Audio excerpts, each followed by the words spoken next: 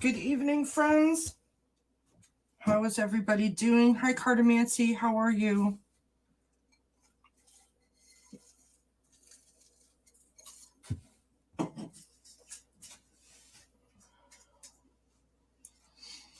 How are you doing, love? How are you doing? I'm hot. Whew, sweating.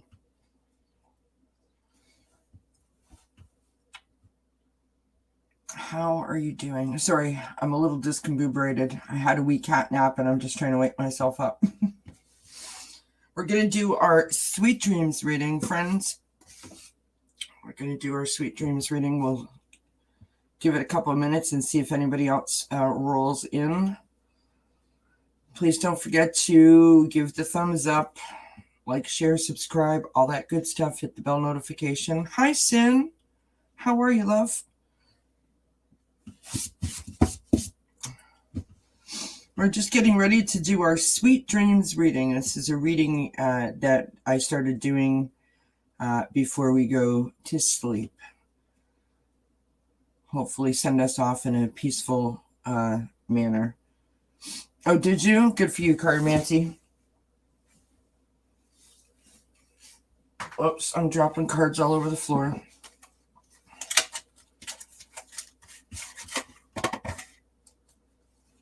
Alrighty.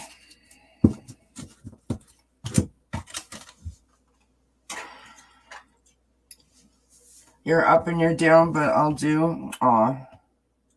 All right, hon, you go make your tea. Sounds like a plan. Well, it's good to see you, Sin. I'm glad that you're here, my friend. It's good to see you. Well, I've got you guys here. What do I need to tell you? So this Sunday, we're having a special edition of our Achieving Wellness Chat at 2:30 p.m. on Sunday, 2:30 p.m. Eastern time, that is, on Sunday. Sun Psychic Jean, the medium, is going to be here, where she's going to discuss some healing exercises, one in particular that she was instructed by her guides to give me during my reading. So I hope that you can join us for that. What else? Next Wednesday, we will not have Achieving Wellness here on dzncats for Me channel. I'm going to be with Ali at Heart and Soul Connected, along with Sonia Rain Lee, along with Adrian from Red Lentil Healing. That's at 6:30 p.m. Eastern, and we're going to be talking about, for lack of a better word, we'll call it spiritual vocabulary. So how do you ground yourself? What does that mean? How do you do it? How do you achieve it? How do you center yourself, etc.? Right? So I'm looking forward to that. And then next Friday, for Think Spirit It's Friday, Herc 213 will be here as our guest. So I'm super excited about that. And of course, the tarot scopes will be up on the channel for Monday morning. And I think that's about it. Hi, Lauren. How are you, love? You haven't caught a Sweet Dreams reading yet? Well, it's a bunch of oracle cards that are kind of soft and light and sort of dedicated to help us, release what we need to release, to, sort of boost up our positivity. We've got some, this deck here is called the, let me turn it around so you can see it. It's the Sleep Tight card. So these are dream exercises to help us relax before we go to sleep. So rather than hearing about what you do during the day, this is about what you do during the night.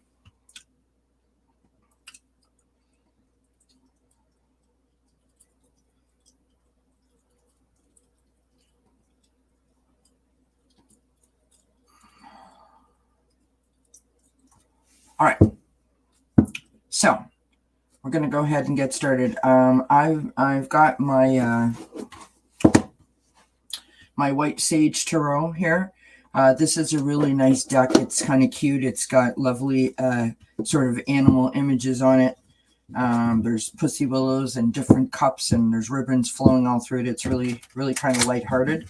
So we're just going to pull a couple of cards here, and we will get started.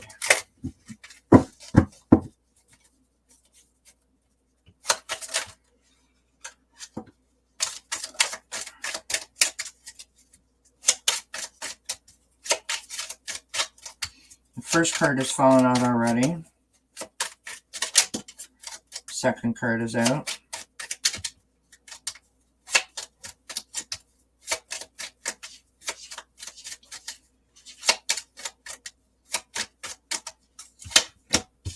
All right. Interesting. All right, so we've got the Page of Pentacles is the first card up. I love that. It's so cute, right? Gorgeous little elephant holding a flower in his trunk and sort of balancing the pentacle within that space. In the middle, we have the Fool. If you can hear that rustling around, that's the cats. They stole the straw out of my pop, and that's what they're playing with. And then we've got the King of Wands, which is just adorable. And we've got the Hanged Man on the bottom of the deck. So the Page of Pentacles is all about... Oh, sorry. Catch my breath. The Page of Pentacles is all about manifesting new opportunities, right? So, you know... ambitions and sort of new beginnings and new connections, which is lovely, right? That's sort of the present energy, right? Or sorry, that might be the past energy influencing us right now. Then we move to the Fool. Of course, the Fool is the beginning of a new journey, right? It talks about excitement and new adventures. Hi, Michelle, my belle. How are you, love? So again, right, new adventures and excitement, new beginnings. Then we move on to the King of Wands, right? The King of Wands is, I love this image, the owl. This is so cute. The King of Wands is all about fire energy, right? He is a natural born leader. He is got great creative sort of tendencies. He is a natural born leader. As I said, he is successful and really a creative visionary, if that makes sense. And then, of course, we have the Hanged Man on the bottom of the deck. And the Hanged Man is all about surrendering our will to the cosmos. Taking an intentional pause, right? Sort of letting go, embracing new things, new ideas, new concepts. And so those are really positive cards, but they're all about new beginnings, which is, you know, very positive. So let us pull some oracle cards, my friends, and let's see what we got. Hi, Faye. How you doing, love? Okay. Now, of course, I have many cards on the table, so I'm just going to do a little short reading here. And if anybody wants a particular card, I will tell you how many cards I have here. 1, 2, 3, 4, 5, 6, 7, 8, 9, 10, 11, 12, 13, 14, 15, 16, 17. So pick a number between 1 and 17. Stick it in the chat, and I'll pull you a card.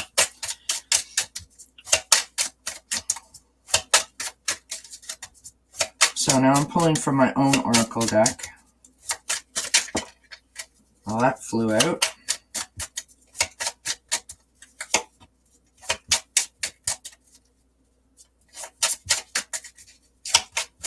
I've changed my office background for those of you that weren't here this afternoon. So this is where I'm going to be sitting. I'm back in the closet again. It's just easier. I have a lot more space here to operate all my cards, and you really do need a lot of space to toss these cards. All right, my friends. So here's what we've got. We've got 000, which is new beginnings. You are on the right path, fresh start. So be on the lookout for that synchronicity if you happen to see those 000s. We've got peaceful. So this is part of the nighttime or the sweet dreams part of the oracle deck that I made. So this speaks to a peaceful night's sleep, right? We've got meditation. from the healing section of the Oracle, right? Be still, slow your mind down, which of course all leads to a peaceful night's sleep. Interesting, there is breathe and clearing on here. So clearing your mind, and sometimes doing a breathing technique or a breathing exercise will help you to relax while you're in bed before you go to sleep. We have medication, which is support and clarity and building a solid foundation. We have manifest, right? Going after what you want, setting goals and intentions. Wish fulfillment and possibilities, which all speak to new beginnings. I love it. We've got transportation, fork in the road, on a journey, seeking direction, which makes sense really when you think about it, that when you are on a new adventure, at a new beginning, that sometimes you could be like, okay, I'm not sure where this journey is going to take me, but you know, I'm ready for it. And lastly, we've got good book. And when I wrote that card, I was thinking of, you know, good book in terms of, you know, what is going to keep you entertained, but in a light-hearted manner, and sort of envisioning just that relaxing feeling where your eyes start to sort of sink down and you're like, oh, you know what I mean? That's what I thought of when I wrote that card. So I'm going to pull one more card for this little reading. And excellent, Faye. Thank you for being here, my friend. Hi, Andrea. Hi, Vivian. Hi, Constance.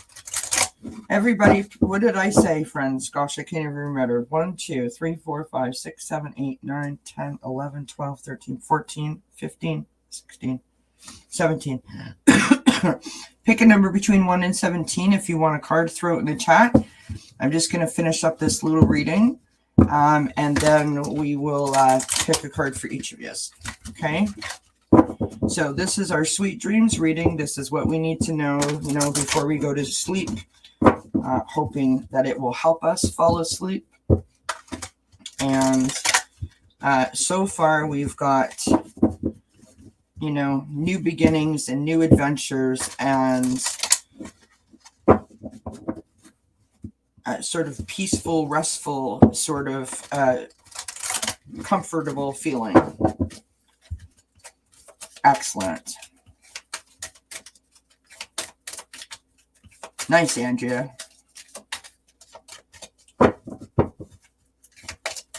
All right, so this is the, what is this? Oracle of the Fairies that I'm pulling from here.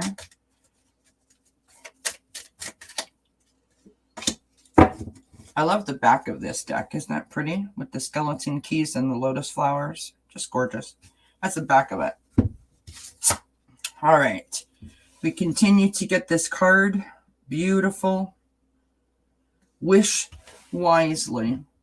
Use your wishes wisely to manifest your heart's desire and take practical steps towards making your dreams come true. Beautiful. And I'm going to give you one more card. This is the Sleep Tight cards. These are exercises that you can do to help yourself relax before going to bed. So let me shuffle these up and we'll pull one of these. Now, I will tell you that I do have my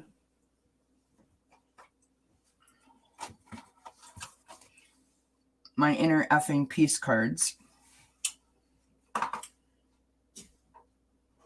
which aren't necessarily about promoting a good night's sleep, but then again, maybe they are, because don't we all need a little bit of laughter? So they are in the pile, but I'm not going to tell you, of course, what number it is.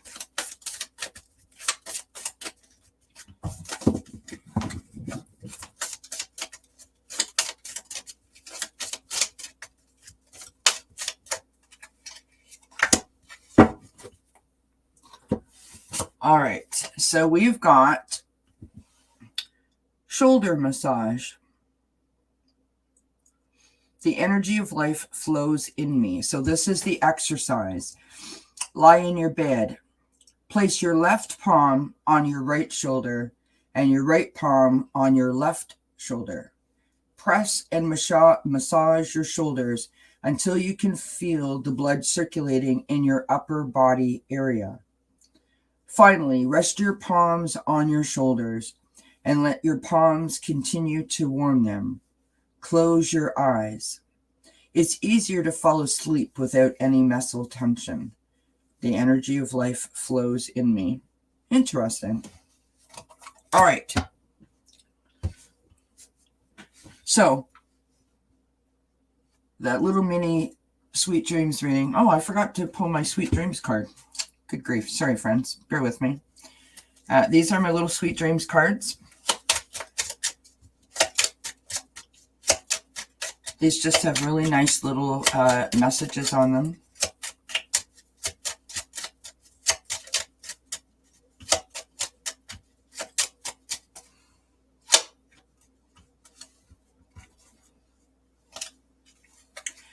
Beautiful. We've got peace again. Peace. I create peace, prosperity, and joy in my life. Beautiful. Who doesn't like that? All right. So we need to create more peace in our lives, and the way that we do that is by wishing wisely, right? Doing the manifestation and the meditation and sort of embracing the new beginnings, the new opportunities that will come our way. That is the message for tonight's sleep dream reading. So let me scroll up here and get my numbers out of the chat. All right. So Sin is first with card number 5. So,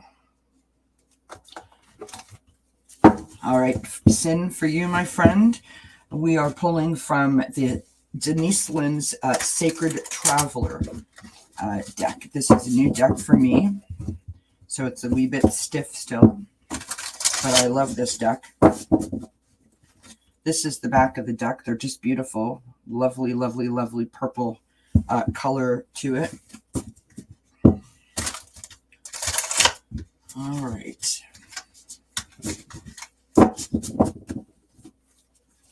Here we go. Message for Sin, please. What does Sin need to know today? Message for Sin. We've had 8 cards fall on the table. That's too many. What does Sin need to know today, please? Message for Sin.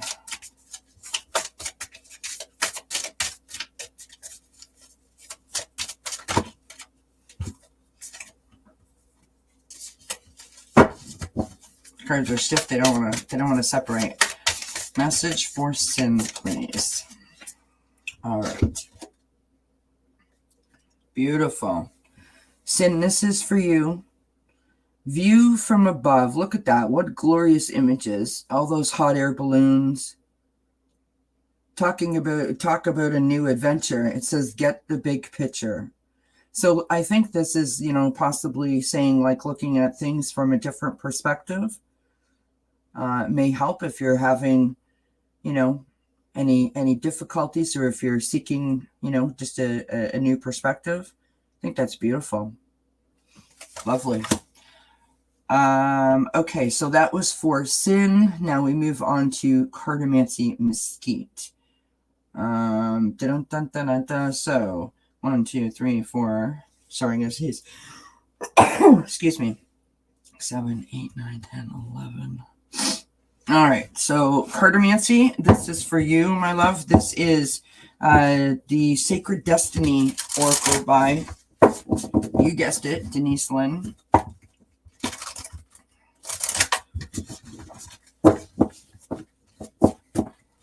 I'm sorry I'm not reading the comments because I'm shuffling the cards and I'm way up top of the list where people started putting their numbers in. So I do apologize for anyone new that may have come in.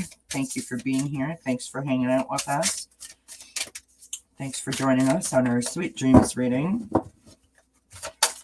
All right, Cartomancy. What message do we have for Cartomancy, please?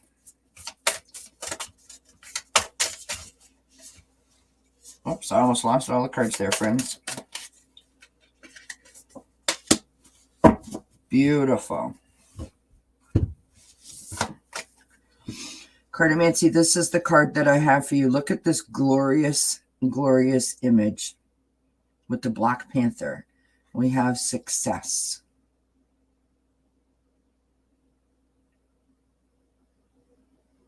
Success. Look at the determination in the Panther's eyes. And I don't know about, I don't know how well you guys know Cartomancy, but from what I know of Cartomancy, she's a very determined lady. So I believe that that card was meant for you, my friend. Fae is number 10. So Fae, this is for you, my friend. This is Oracle of the Fairies.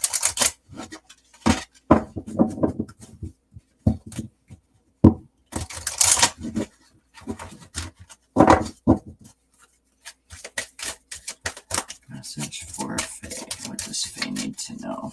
Message for Fae. Message for Fae. What does Fae need to know?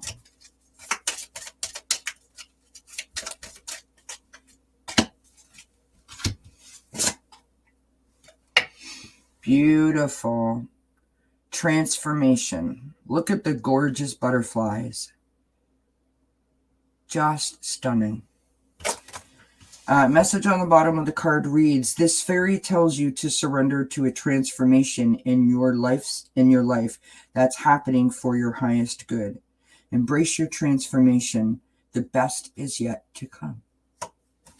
Beautiful, beautiful, beautiful, beautiful card for our friend Faye. Okay, who is next? Dun, dun, dun. Vivian is number 4. All right, Vivian, you've got the Moonology deck.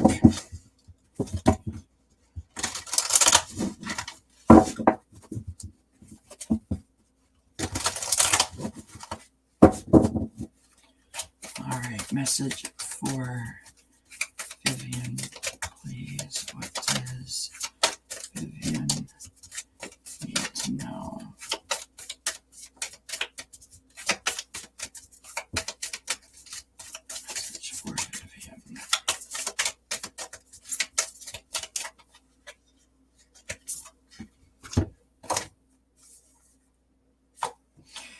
Vivian, you've got new moon in Pisces.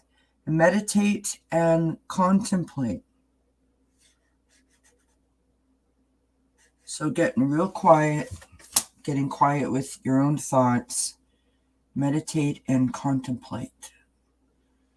All right. And sin, we already did sins, right? Yeah. Okay. Moving on. We did cartomancies. All right, so Michelle and Constance both want a number 12, but that's okay because I can give you both a different 12 if you really want. All right, 1, 2, 3, 4, 5, 6, 7, 8, 9, 10, 11, 12.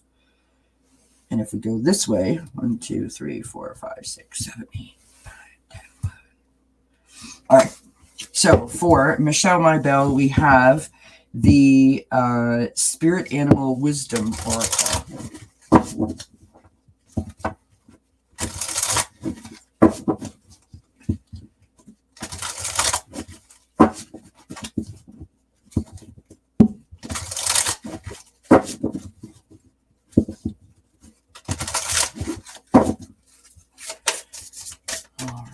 Message for Michelle Mybell, please. What does Michelle need to know?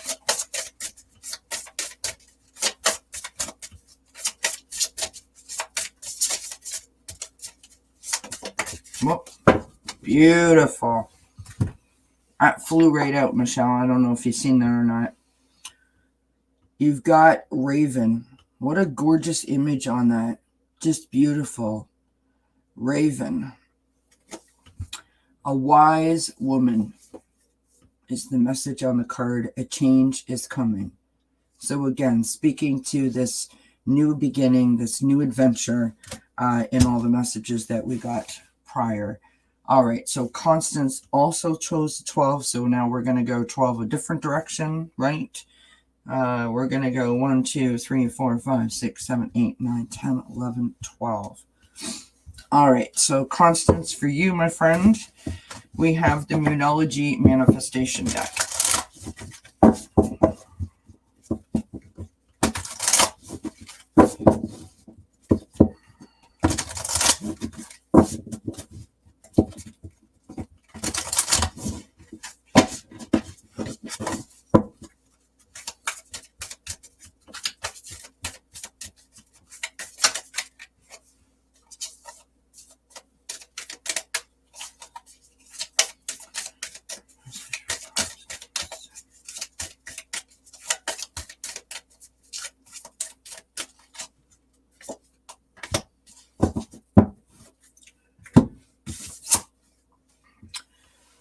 Constance, we have last quarter moon in Cancer. Take a breather. So again, right, allowing yourself that peaceful sort of time to just sort of center yourself, you know, sort of recalibrate, rejuvenate, right? Beautiful, beautiful. I love the image on that card too. That's gorgeous. All right, so Andrea is up next with number 3. So number 3 is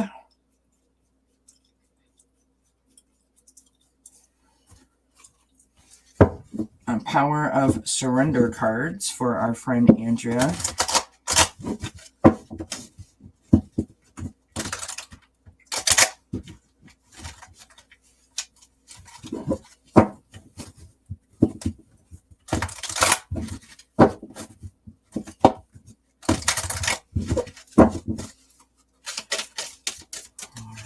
What does Andrea need to know? Message for Andrea, please. Message for Andrea.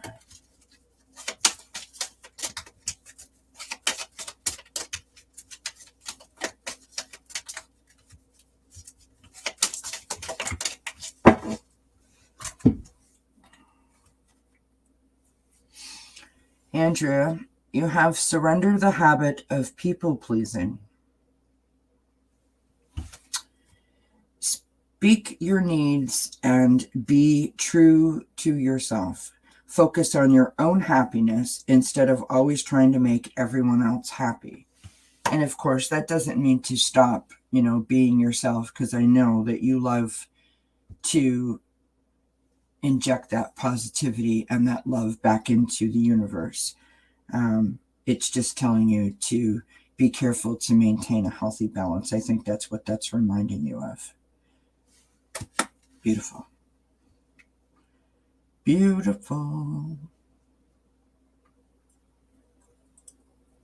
Oh, okay, Andrea. Andrea, you should email Butterfly Kisses Healing and get her to do an energy session for you. She is phenomenal. Phenomenal. Hi, Jay. How are you, love? I was just telling everybody that you're going to be here, and I'm sorry that I didn't say hello earlier, but I was up in the comments getting everyone's number for what card they want. Pick a number between 1 and I think it's like 15, and I'll pull a card for you, hon, if you're interested. Dun, dun, dun, dun, dun, dun, dun, dun, dun. Hi, Renee. How are you, love? It is so nice to see you here, my friend. Thank you for being here. Renee, we're doing a Sweet Dreams reading, so we pulled a couple of cards to begin with. And the overall lying message is that, you know, we're entering onto a new beginning, a new phase, and just to sort of maintain our self-care to you know, keep us happy, positive, and peaceful. And now I'm just pulling individual cards for everyone. So pick a number between 1 and 15, throw it in the chat, and I'll pull a card for you. Okay, love, if you're interested. Okay, do. Bum, bum, bum, bum, bum, bum, bum, bum. Bum, bum. Bum, bum. Bum, bum. Bum, bum, bum. Oh, you're welcome, Faye. Good, Andrea, good. Oh, you're welcome, Vivian.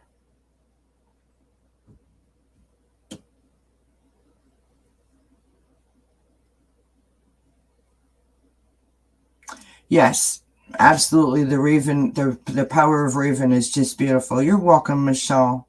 You're welcome, Constance.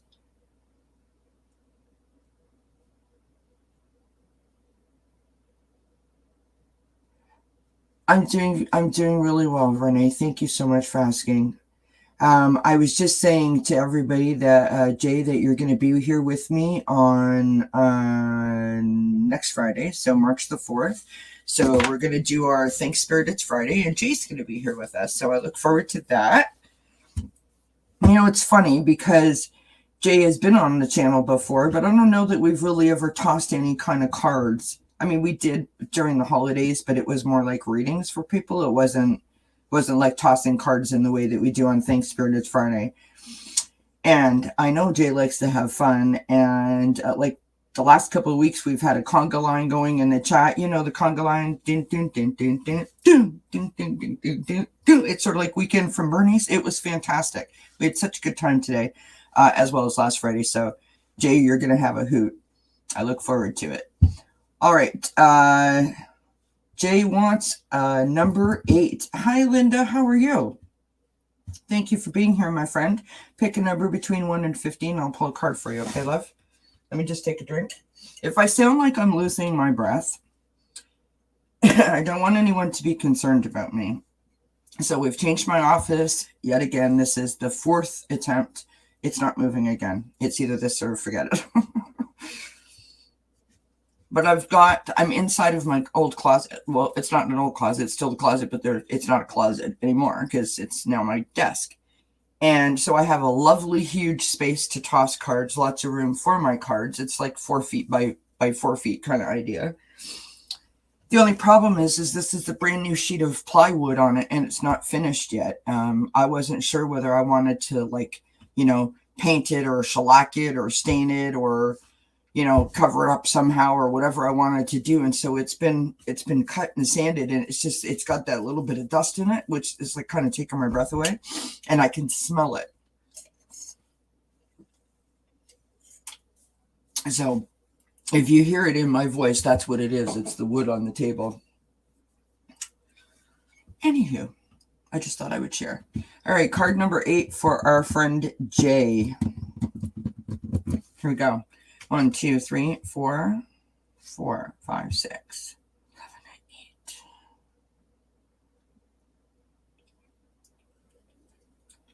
Let's go this way. 1, 2, 3, 4, 5, 6,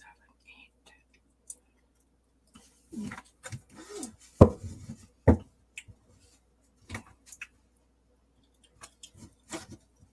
Oracle of Melisse is up for Jay. These are lovely, they're gorgeous cards, right?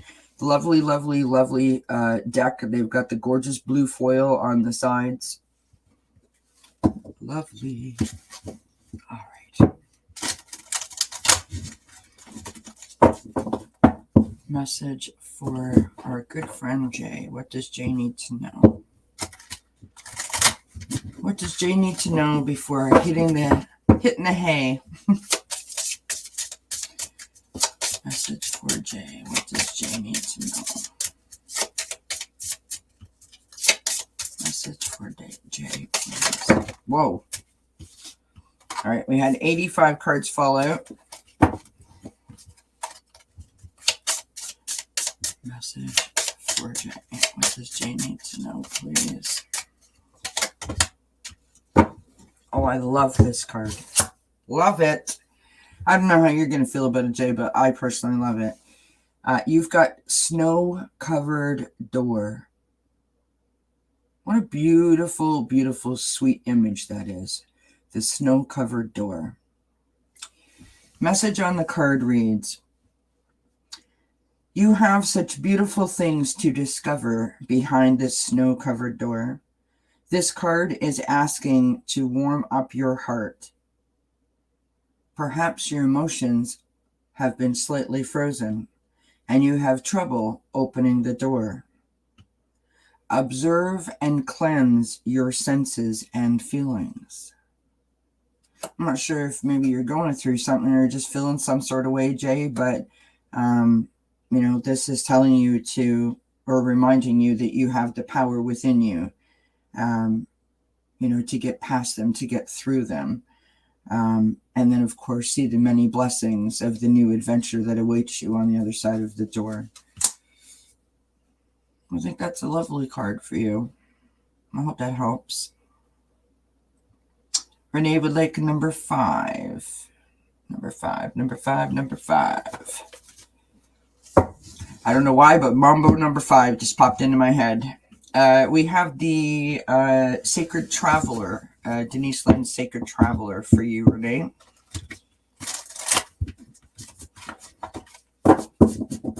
By the way, please don't forget to like, share, subscribe, hit the thumbs up. I do appreciate the support, the bell notification, so you know whenever I upload a new video. I always forget to say it. I just assume that, you know, you'll like it if you want to. But I have to remind myself to continue to say that.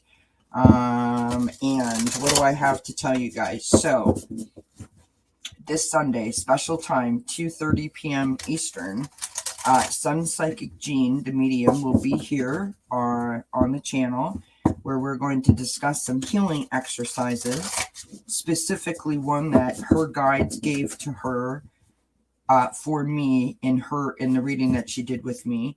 And it was a life-changing moment, that exercise. And so I wanted her to come here and share, you know, all of that with whoever wanted to hear it or needed to hear it. So I'm very excited about that.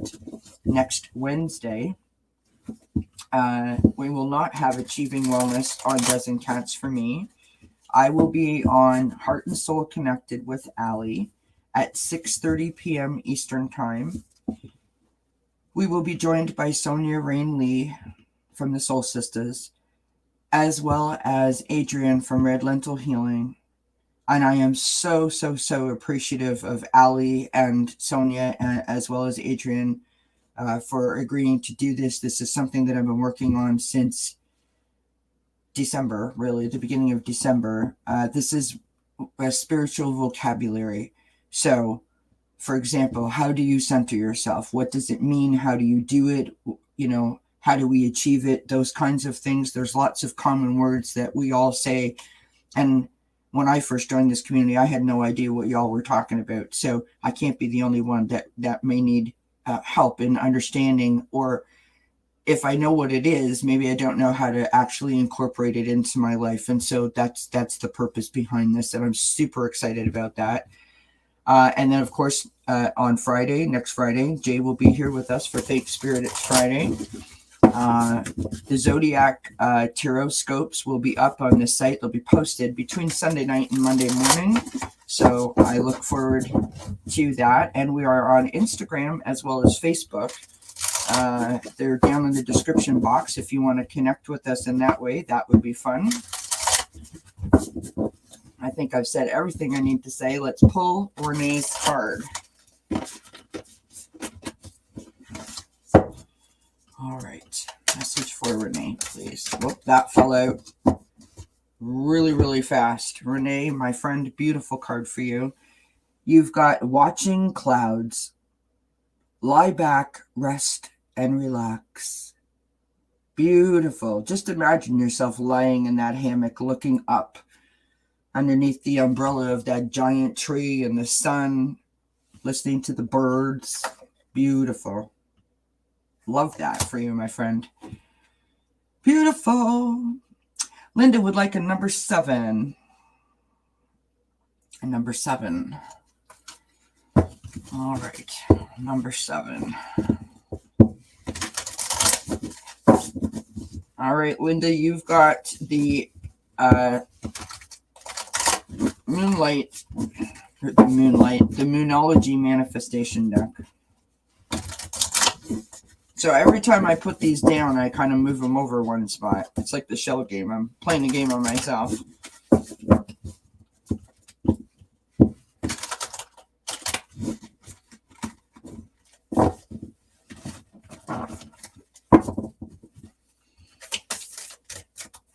Yeah, I can email it to you, Andrea. I can email Butterfly Kisses email to you, love. Not a problem. I'll do that as soon as I'm done here. All right, message for Linda. What does Linda need to know today, please? Message for Linda.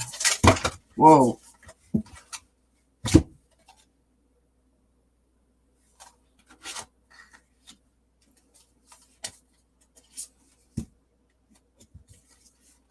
Okay, so we had like a bunch of cards fall out.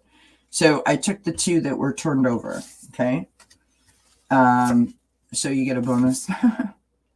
So I've got last quarter moon in Capricorn, which is just a stunning, stunning card with all those miraculous shades of green. Leave the past behind you. And then I've got first quarter moon in Aries. And just look at the image on this card. Look at the way she is stretched out, you know, putting back all of that light that she has already received. First quarter moon in Aries, step into your power. So in other words, leave the past behind you and step into your power. And prior, when we did our first bit of the reading collectively, it was all about new beginnings and new adventures and new journeys and peace. So that's beautiful for you, my friend. Beautiful. Love it. Card that has the owl. Oh, this one here. Is this the one that you mean, Vivian?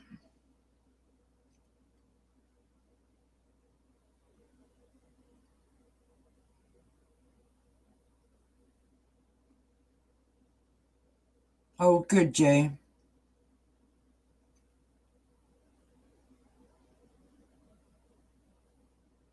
Hi, Kay. How are you, love? I've caught up. Yay. Kay, if you want a card, love, 1 to 15, throw it in the chat and I'll pull a card for you. Okay, hon? We did our Sweet Dreams reading. Just to give you a quick overview, it was all about new adventures, new beginnings, new opportunities. And then everybody's, you know, picking numbers and we're pulling all from the same cards. Okay, so Andrea, what you're going to do, so Butterfly Kisses Healing does long distance energy healing. And I'll send you an email with her email in it, and then I'll send her an email and let her know that you will be emailing her. When you email her, you say who you are, you know, tell her that I told you to reach out to her, tell her what you're experiencing, right, that your right shoulder gives you an issue or whatever the case is, and she'll send you back an email and tell you what your instructions are. And then what you do is you pick a time and a date that's, you know, convenient to both of you. You set your alarm, you close your eyes and follow the instructions that she's given you in the email, and you just lay back and let her do her thing. And I'm telling you, if nothing else, you will have one of the best night's sleeps that you've probably had in years. 100%. It is absolutely a phenomenal experience. She is absolutely amazing. So I highly recommend it. Vivian, yes, this is White Sage Tarot. It's a really cute deck. I like it. It's a mini deck, and it just has really sweet images on it that are not, you know, some tarot decks are dark and a little bit heavy. And because of the nature of the reading being, you know, sweet dreams before we go to sleep, I wanted it to be, you know, sort of light. And so, you know, it's got pictures of, like, you know, lots of owls. There's pussy willows in it. You've got the sand dollars, which represent the pentacles. Of course, you've got the elephants that represent the knights. In some cases, you've got some, I think these are seals or otters, which are just, I mean, they're just adorable, right? So it's just very cohesive to what I wanted it to be for the sweet dreams. You know, it's kind of light and fun. All right. You're welcome, my friend. You're welcome. All right. So Kay put in number 8. Oh, really, Linda? Awesome. I love that. All right, so number 8 for our friend Kay. All right, so 1, 2, 3, 4, 5, 6, 7, 8. All right, Kay, we're going to pull from the... This is a new deck, and I swear I just cannot get this name in my head. Every time I pick it up, I want to call it something like a different name, and I know it's not right. This is the Spirit Animal Wisdom deck. And the images on this deck are beautiful. Yes, remember when I had the pinched nerve in my shoulder? I was doing everything I could, the heating pad, the ice, the this, the that, the everything. And Sue helped me out. And the next day, I could not sit here and hold on to the mouse for the computer. It went all the way down my arm and into my fingers. 3 of my fingers were numb. It was brutal, and it went on for like a week. And Sue did her thing, and I was able to, like the next day I started to feel better. So like night and day difference.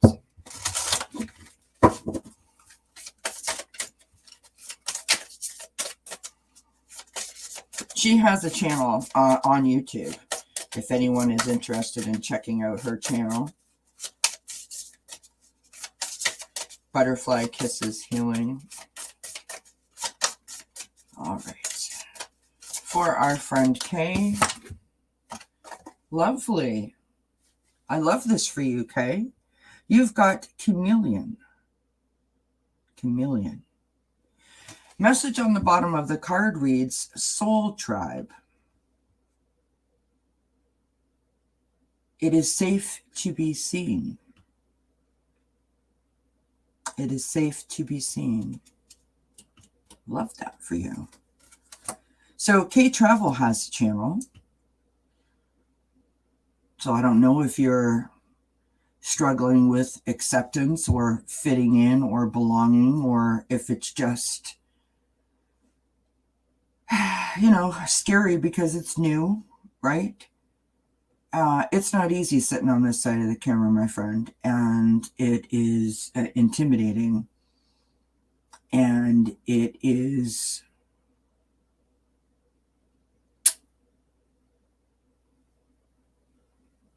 I'm trying to think of a nice word.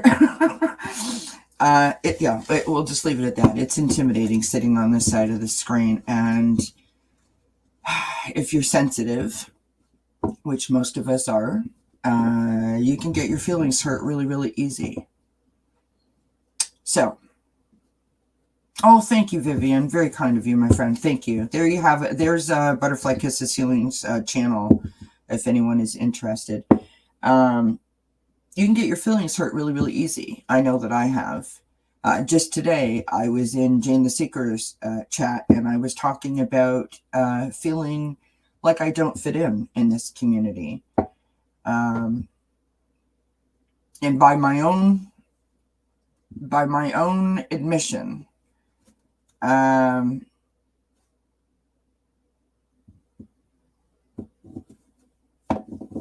let me say this. When I first started to do my channel, I wanted to talk about wellness. And it's important to me because it is my life. It has been my personal struggle for 10 years. Almost 10 years. And it wasn't until I came to this community that I found the kind of support that I needed, and the information and the help that I could actually implement and use and therefore, make a difference in my life. And I would come on here and I would say that I'm not a reader. I'm not a reader. I'm not a reader. To my own detriment, apparently, because I am a reader. I am connected. No one is more surprised by that than I am. because it's not something I've been doing my whole life. I've only been doing it for, a little bit. I love it, and I love how it makes me feel, and I want to share that with everybody. But it's hard to compete when, you have 100 subscribers and someone who started their channel, 3 weeks after you, now has 200 subscribers, kind of idea. And no, we're not supposed to care about the subscription numbers, but you have to understand, from my perspective, in terms of my anxiety, that's the kind of stuff that does my head in. That is when I get all inside my head. That's when the negativity grabs a hold of me and says, see, you're not good enough, you don't fit in, you're this, you're that, whatever the case may be. And so you can really do a number on yourself, whether you have anxiety or you don't. Do I look okay? Am I reading okay? Is my sound okay? It's difficult sitting on this side of the screen. It's difficult being open. It's difficult sharing. It's difficult inviting people into your home, into your life, into your personal comfort space. So if you're feeling any of these things, if you're feeling any sort of way, a couple of things I'm going to say. Number one, feel free to email me. We can chat. I'm here for that. Number two, and I had to do this today. I hijacked a whole chat talking about this in the chat myself, Kay. And I think you were there this morning when I was doing that in Jane's chat. This community, specifically talking about the people in the chats in the different rooms, are the reason that I am here with a smile on my face and blossoming, as other people have said that I am. They are the reason, each of you are the reason that I am a changed person. You, the chatters. Because you support me and you lift me up and you encourage me and you accept me. And I think the important thing to take away from this is this. As much as this statement is meant to help you, when people say, the people that need to come will come, that's great. And on a good day, when you're upbeat and you're positive and you're happy and all of your planets are aligned, that might just do it for you. But when you're feeling down, or when you have anxiety, or when you fight with everything in you to keep those negative thoughts at bay, when you spend 6 hours, for example, working on videos and putting them out, and there's like 10 views and no thumbs up, it's really, really difficult to be okay with that, to not take that personally, to not have that hurt your feelings. And so be kind to yourself, love yourself. You have intuition, use it. You know when you're okay and when you're not okay. So the point I'm making is listen to your mind, listen to your body, listen to your intuition, right? Do what makes you happy. Be yourself. Be true to who you are. Stand in your power. Stand in your truth. And when you're not able to be yourself, that's maybe when you need to sit down and have a conversation with yourself about whether this is what's best for you. Maybe you need to, tweak something up. Maybe you need to change something. Here is the beauty part of having your own channel, my friend. It's your channel. You can do whatever the heck you want. So improve yourself, try new readings, try new things, branch out, go on in the morning, go on at night, go on in the afternoon. The sky's the limit, right? Really, it's about believing in yourself, because we don't need other people to validate us, but that is a learned behavior, right? And it takes an awful lot an awful lot of work for even the most positive persons that we know in our life. It is a lot of work for them to say, when that negative voice goes off and tells them that they're not good enough, it takes them a lot of work to keep that at bay and go, yeah, no, sorry, I'm not listening to that. So if you suffer from any kind of anxiety, if you're feeling any kind of lack of acceptance, or if you're seeking validation or any of those types of things, it is twice as difficult for you to tell that negative voice, you know what, go away, I'm not listening to that crap. So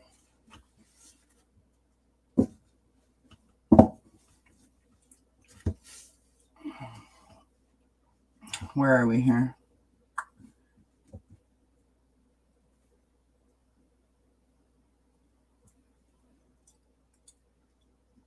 Oh, thank you, you guys. I wasn't doing that to get all kinds of lovely comments, but I appreciate that. You guys are all so very kind.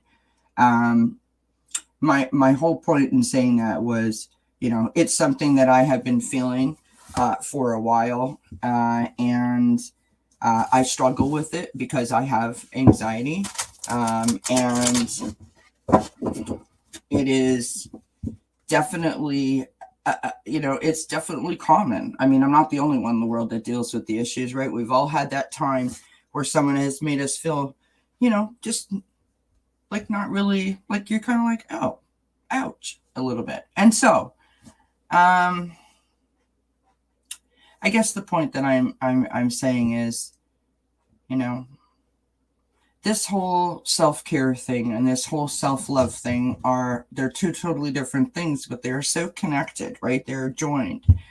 And if we think of the join, the connection between the two, you can't have one without the other. You can't have self-love if you don't continue to work on yourself and sort of give yourself a tune-up, just like you do a car, right? Car isn't going to be at its best if you don't maintain it. And we're not going to be at our best if we don't maintain ourselves. That's really what it is. And like I said before, when when all your stars are aligned and everything's going great, it's easy, to walk up to that mirror and go, you got this, girl, right? You know what I mean? It's not so easy when things aren't going your way to sort of pick yourself up. And so on those days when you can't pick yourself up and it's really, really difficult, here's a couple of tips. Go up to your mirror, right? Look yourself in the eye and say, you got this. Give yourself a wink. Tell yourself you're beautiful. Tell yourself that you love yourself. That is one of the best ways I know to pick myself up, is doing a little bit of mirror work, right? Put the music on and dance your little feet off, right? Sing out loud as you can. When you sing, and this was given to me by Adrienne of Red Lentil Healing, when she came on the channel, when you sing, you open up your throat chakra. Your throat chakra is all about communication, right? So what does that do? It allows you to, keep this moving, keep this in perfect working order so that you can stand in your power and speak your truth, right? And it also is connected to hearing and listening. You can't process the way that things are being said to you in terms of the context, the emotion behind it, the thoughts or feelings, etc., unless your hearing and your listening skills are in tune, right? So singing does a lot of things other than just allowing you to feel the joy of the moment. Take yourself outside and look up at the sun. Take yourself outside and look at the moon and the stars. And just allow yourself to get lost in it, and you will instantly feel better. Of course, there's always the tapping exercise that you can do. There's lots of things that you can do to sort of help you calm down and get yourself back in sync. Pick up an amethyst, one of my best friends, and just do some rubbing. So I didn't mean to go out, get on my soapbox, but there you have it. You all know I do it, and I love you for allowing me to do it. Yeah, I do. I mean, every time I go live, I mean, even just now, like I look a hot mess, but I put my tunes on while I shuffled up my cards and got them all set up, and that's what I do. I do that to pick myself up so that when you tune in and I tune into you, I'm like, hey, I'm not like that all the time. Trust me. We all obsess over one negative remark and ignore 10 or 20 positive remarks. My problem also. Yes, Faye, that's a very good point. We discussed that over the weeks that we were discussing positivity.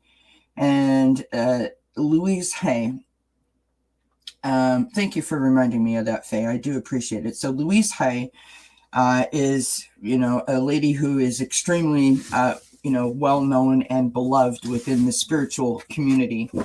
She's done an awful lot of self-help books, and she is the woman who coined the phrase mirror technique and made it a thing, shall we call it.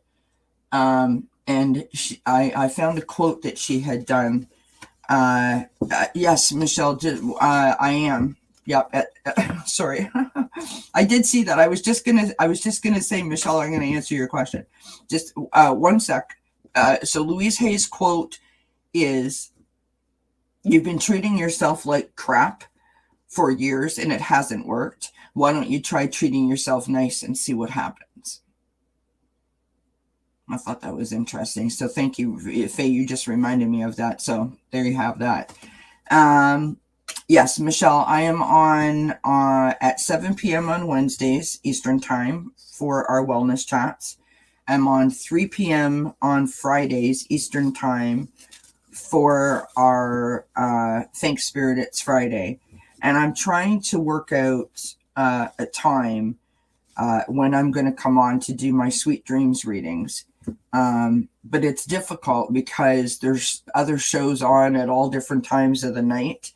But it's going to be somewhere between 9 p.m. and 10 p.m. Eastern, like Monday to Friday kind of idea. That's what I'm aiming for. Hopefully that answers your question, my love. Yes, Andrea, absolutely. Many of us had rough starts to our path to healing and wholeness came later in life and requires looking at untruths that literally kept us alive until it was safe to examine untruths. Yeah, 100%. 100%. You don't have to be a wounded warrior or a wounded soldier or a wounded individual, whatever wording you want to put on it, to have to experience a healing sorry, I'm going to freak out. My cats are driving me absolutely batty. They are literally playing in their litter box. That's what they're doing. So I apologize if you can hear that. To experience healing and to have to feel like you have to go on a healing journey to let go of things, it doesn't have to be like dramatic or traumatic.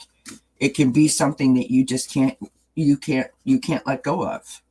And each of us is different. Each of us has our own individual capacity to process things, and our own timelines in which we process those things.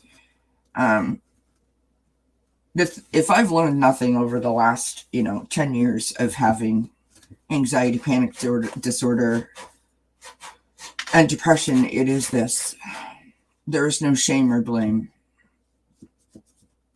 And I've discussed this many times as well.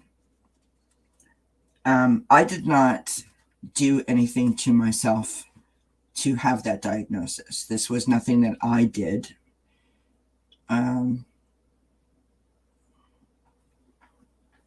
One day I was myself and the next day I wasn't. And for the last 10 years, I feel that my life has been hijacked from me, and that I have developed so many fears and phobias that I don't leave my house. And that's not because of the pandemic. I'm afraid to go in the shower. I'm afraid to go in a store. I'm afraid to go to some people's houses. I'm afraid to drive on certain roads. I'm afraid of going to a restaurant. I'm afraid of the doctors. I'm afraid of getting sick. I'm afraid of dying. You know, the list goes on and on. And so I have locked myself in a protective bubble because that's what I thought I needed to do. And it wasn't until a few significant moments occurred last year that allowed me to start to process these hurts. But here's the important part about that. You have to be ready. You have to be ready. Because this self-help, this healing process, this processing of past hurts, past pains, heaviness, dark moments, whatever verbiage you want to call it, is the most challenging thing that I have ever done in my life. It requires the absolute, you know, like Olympic training level commitment, right? That's what it requires. And when you are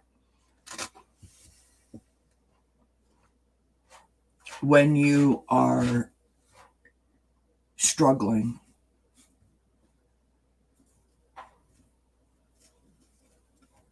on a level of like, I'm struggling to keep a job. I'm struggling to keep my crap together so I don't lose it. I'm struggling so I can get out of bed in the morning. That's a lot. It's a lot of work.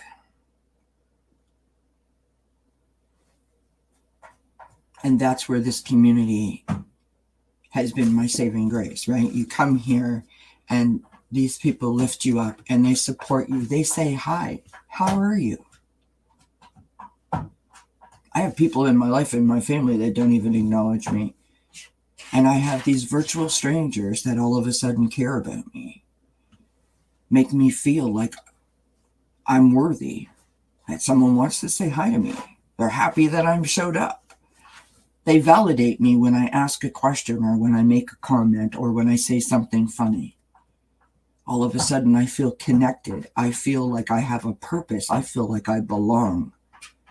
Self-acceptance is connected to belonging, right? Belonging equals self-acceptance. And we all crave it. And then, of course, we have the pandemic, which has locked us out and isolated us away from, you know, the life as in the way that we once knew it. So our interactions with people are limited, to say the least. Then there's this great divide that we're all experiencing in one way or the other, whether you live in the States, whether you live in Europe, whether you live in Canada, you know, it's like one side versus the other, and there's no meeting in the middle, which I think is, you know, my personal opinion, that's just ridiculous. There's this intention of hate and good versus evil, and it's just, it's so much, and people are struggling in every area of their life. So my point is that it's real. You know, the shit is real that we're all dealing with, and we all can only do what we can do. We all only have the capacity to process what we have the capacity to process. There's no shame in it. There's no blame in it. You're going to have great days. You're going to have not so great days. The thing to remember is to have a support system, to utilize your support system, to pump yourself up, to empower yourself, so that when you have those great days, you celebrate the bejeebers out of them, and you gift some of that back out to the universe because you have it to spare, almost, right? And then on the days when you don't have so much, that's when you reach out to people like we have in this wonderful community and ask them to lift us up by means of just showing up in a chat and saying, hey, Kelly, how's it going? And then Vivian says hi to you, and Renee says hi to you, and Andrew says hi to you, and Kay says hi to you, et cetera, et cetera, et cetera, right? And the list goes on and on and on. And all of a sudden you're like, wow, I could make a 9-course meal. I could make a chocolate cake. I could take the kids to soccer. I could pick up the phone and phone, you know, the girl I went to high school with, and I could probably plan a vacation all in an evening, because that's how good you feel. right? That's what this community does for you. So again, I don't know where I was going with that. I got totally sidetracked, but just, lift yourself up, listen to yourself. That's where I was going. Listen to your intuition, stand in your own power, speak your truth. And how you do that is by listening to your body, your mind, and your spirit. One of the things the biggest lesson that I have learned when I came to this community is coming from a place of gratitude. I'm ashamed to admit that I never did that before.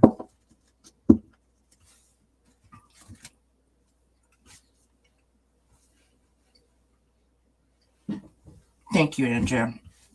And I appreciate that, because that's exactly what it is about. I mean, honestly and truthfully, that's what it's about, right? It's about, you see someone that needs a hand, right? And we hold each other's hands and we lift each other up.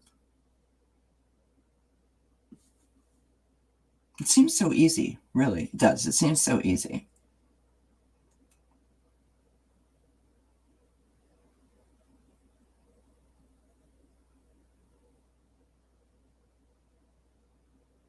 Yes, Renee, absolutely. We absolutely do. We all have our own timelines to process. And I really think there's a lot to be said for my own personal self. It was most difficult to forge forward and actually mean it. Like I was ready to accept something different. I went outside on my front porch. This always makes me cry because it was a moment, like I've had some significant moments that I know, that I can recall. This was a moment that I did not recall, in terms of it wasn't special, it didn't stand out. It was just like a regular day. But it hit me like a 2x4 in the forehead, and it was so profound and so impactful that I guess it kind of surprised me, right? I just went outside on my front porch and I sat down. I love that time of night. It's like, 10 or 11 o'clock. I was looking across the street at the trees and looking up at the stars, and just enjoying that moment. And the next thing I know, the tears were running down my face, and that's when I feel like I got hit by a 2x4, and I just went, oh my God, I did this. I did this to myself. The protection bubble that I put around myself to protect myself, to keep me not living in constant fear, actually worked in the reverse and created more fears and kept me from living my best life, kept me from progression and motivation, and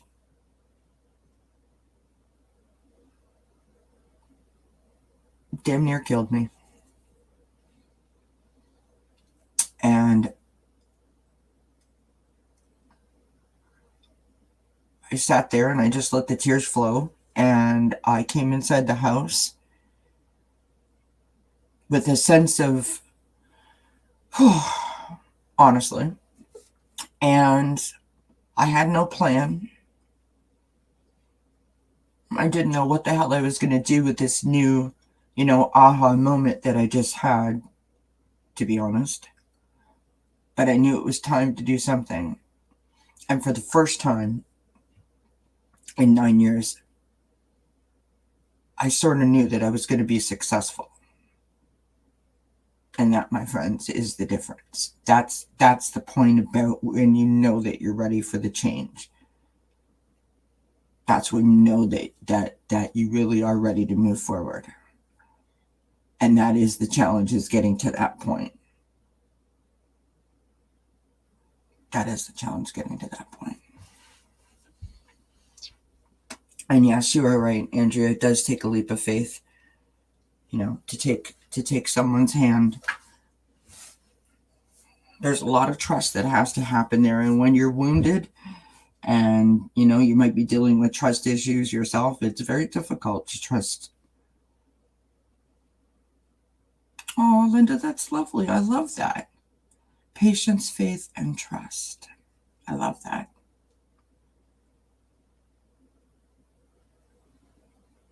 I love that.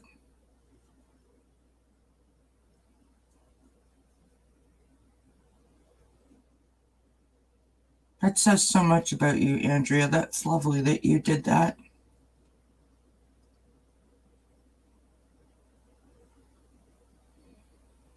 I have a mantra. I encourage everyone to do this. It helps me immensely. And in full disclosure, so you know that I have these, where are my boxes here? So I have these little mini decks, right? These little cute mini decks. I love these. These are like little magnetic boxes. Look, right? Like, right? So one of these little mini decks that I have is the language of flowers. And on the language of flowers, there is a card that says, be what you want to see. And as soon as I heard that, we all know my affiliation with the word believe. And then just that statement, that is my mantra. That's what's on my wall. Be what you want to see.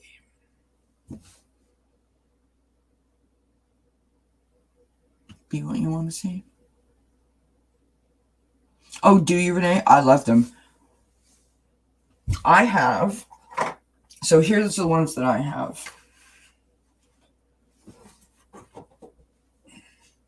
Since you asked, which you didn't, but I'm going to share anyway, because that's how I'm rolling tonight. I've got Moon Magic. And these ones are really, really, really cute. They have the most, like, they have such pretty images on the backside of the cards, right? I mean, they're just gorgeous. Find you a couple here. Right? They're just beautiful images on the backside of these cards. I mean, look at this guy here. Right? Oh, do you? You have Moon Magic and Star Seeds? Well, I'm showing you something that you don't know what the heck you've already got it. But I mean, I love the Moon Magic cards. They're gorgeous. And then I've got the Sweet Dreams, which, you know, and I have to say I don't often use these, but when I thought of this Sweet Dreams reading, because I have so much trouble sleeping, and we talked about this in our positivity chats, our positivity chat during our wellness thing. That's what made me think of it, to be perfectly honest. So they're really, really cute, right? And then you look at the backs or the front side of the card, and there's like, it's the little stars hanging down over top of the bed. So it is literally about going to sleep with sweet dreams. So I love that I can use these now. Of course, I have the language of flowers, as I said. This one, though, I think is my favorite. So this is Chakra Love. Okay. And I'll just pull the one. I'll pull one off of the top here. So you've got manifestation from the from the solar plexus chakra. Stone that they mentioned there is topaz. And the message on the card is manifestation is the fruition of confidence and belief, right? Each of the cards has the chakra that it speaks to, the stone or the crystal that they recommend, and then a lovely little message. I really, really, really like this one. This one's good. So that's the box there, Renee, or for anyone who's interested. Chakra Love, right? I really like that one. And then, of course, the flower one I love. And I was watching Nancy Jean's Garden, and she uses the language of flowers. That's where I found that one.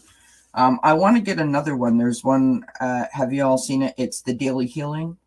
It's another one of these mini decks. Do you have that one, Renee? That's by Ina Segal, and Ina Segal makes the language of color cards. So she does a little mini deck called the Daily Healing.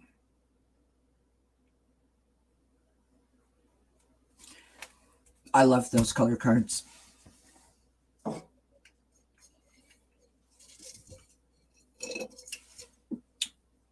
You're most welcome, Renee. All right. I don't know where the heck we are. Anyone want a funny card? Anyone want another card? You know what, friends, honestly, I just figured out, because, you know, I didn't have any oracle cards before I started my channel. I really, really, really hope that my husband isn't listening. I have spent almost $800 buying cards.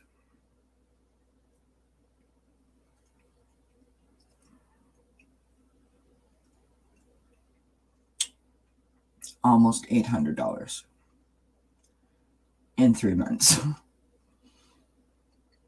And I don't have a job.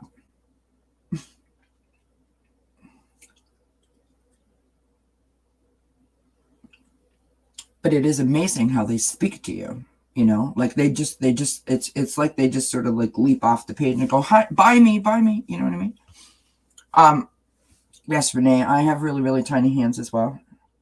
And so I like the mini cards. I can actually shuffle them like a normal person, so I like that, right? All right, friends, Kelly's going to have a cigarette. I'm just letting you know. We are just a half of a cigarette. We are at 1 hour and 22 minutes, and I totally didn't plan on being on here that long.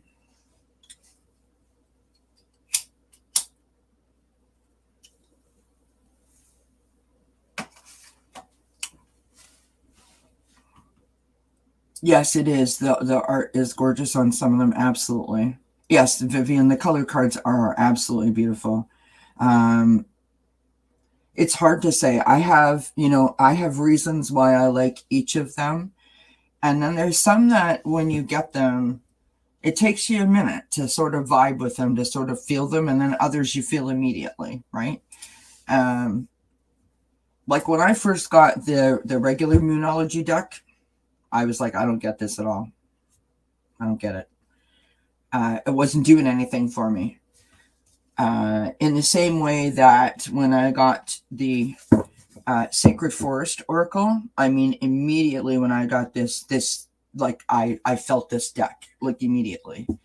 But now like Moonology is like one of my favorites. And I used to have another deck that I would always pull out, the Zodiac Moon deck. And I sort of have put that away for a little bit. So, you know, you sort of like go with the flow, right? Charlotte's coming for a visit. Or can you see her little ears right there? Charlotte, there she is. Are you coming for a visit? See, they can't come across the table anymore because of the shelf.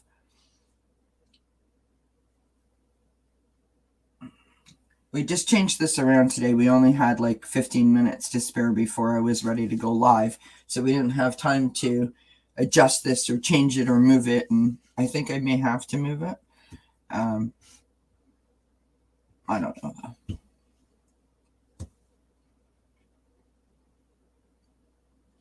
Yes, Linda, exactly. And unfortunately, in my case, they're all speaking to me. But I mean, that's why I made my own Oracle deck, right? Just to oh, Mark is watching. Lovely.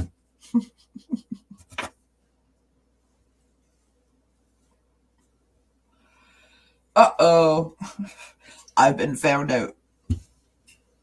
I have the greatest husband in the world. What can I say? Yeah, I have a couple of other decks that I don't have out on the table. I have a few more, but for the most part, they're all out here. I don't really have a favorite.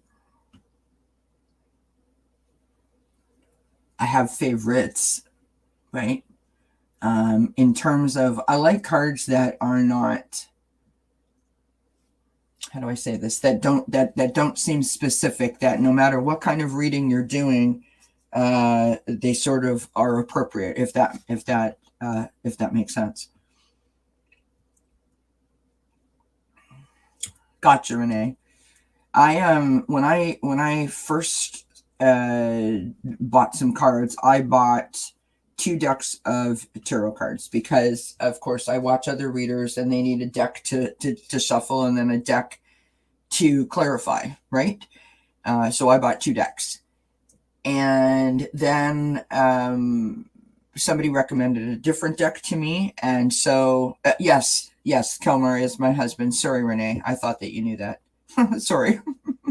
Thank you, honey.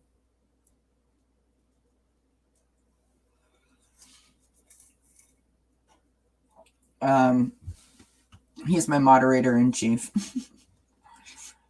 And then I bought 2 more decks, and I have to be honest. So I have the Light Seer Tarot. I have the the White Sage Tarot, the little mini deck, and this comes in a little tin can, right? I like that one. I only have 1 more over here. I have 2 more on my shelf. So I've got the Rider-Waite. Oops, helps if you hold it right side up, dingbat. Honestly, some days, friends. The Smith-Waite Centennial Tarot deck. No, Michelle, I'm not. So the Smith-Waite Centennial Tarot deck, I have. These cards just, I mean, I know the Rider-Waite. That's the deck I'm familiar with because that's what a lot of readers use. But I have to be honest, I don't like the feel of these cards. They're really like, I don't like the feel of the cards themselves. You know what I mean? They're like weird. I don't like them. They just feel icky in my hands. And then I have, I think it's the Guiding Light Tarot. And it's, again, I don't like the texture of the cards. It was super cheap, so I'm not worried about it. And then I have the Cat deck, and it's cute. It's adorable because it's all pictures of cats, but it's really, really, really hard to figure out what the heck suit you're on, to be perfectly honest. Like, for example, the swords of the suit are their claws. So I've been learning the tarot. I'm getting much better at it, and I could probably start, working with that again and sort of find my way, right?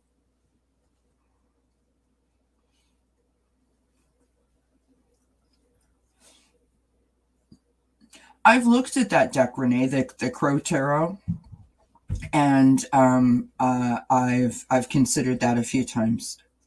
I have about 20 cards on my wish list. Here comes Quincy. Hi, baby. What are you doing? You want to say hi to everyone? Come on. Come. Want that? Come on. Oh, watch the candle. Danger, danger, danger, danger. Come. Come on. Come and say hi to everyone. Everybody wants to see you. Everybody wants to see you. Good boy. Yes, my darling. Okay. Sit there. Good boy. Not on the cards. You're such a good boy. Look up. Look up. Everyone wants to see your cute face. Everyone wants to see your cute face. And he's like, no, I'm not showing my face, Mom.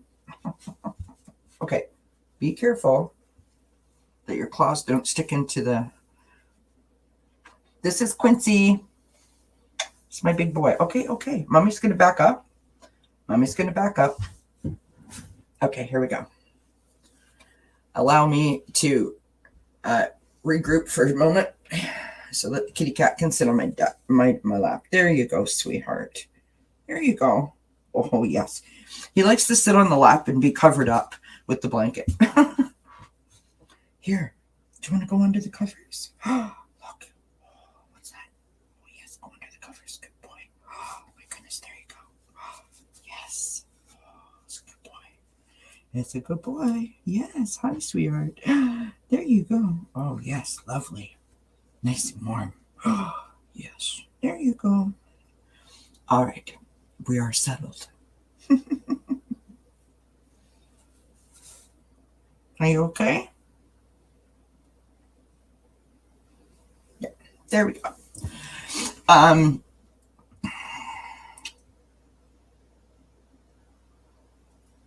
Oh, neat. I love birds, and it has the new one, World Trade Center. Oh, really? Interesting. I didn't know that. That's interesting. Michelle, you had asked about being on disability. So no, I'm not.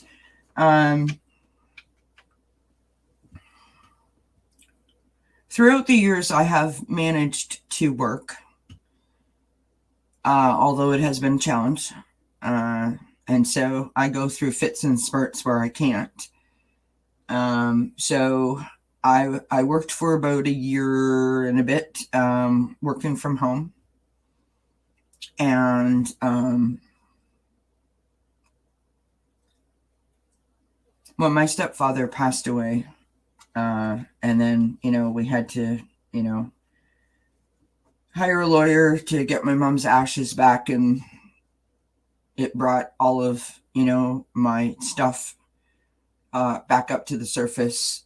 That was in 2020, and I knew that if I did not reach out and get the help that I needed, that I was going to be in trouble.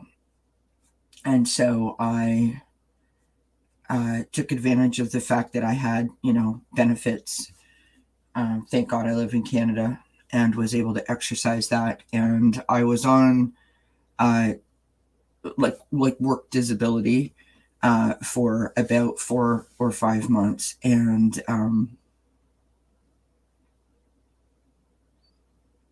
my therapist and my doctor recommended that I come back at reduced hours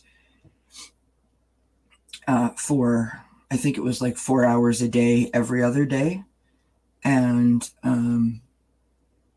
it's a whole situation, but basically the insurance company that pays my benefits did not agree. And I wasn't aware that that was even possible, but apparently it is. And I couldn't deal with the stress of never knowing from one minute to the next if I was okay or if I wasn't okay, or, having to deal with being questioned and doctor's forms and all this kind of, it was too much. And so I quit. So I have been out of work since October.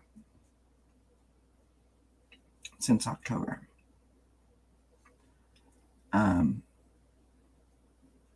I'm fortunate enough that we can, we can maintain ourselves on my husband's salary. We're very fortunate, but not when I'm spending $800 on Oracle cards, of course.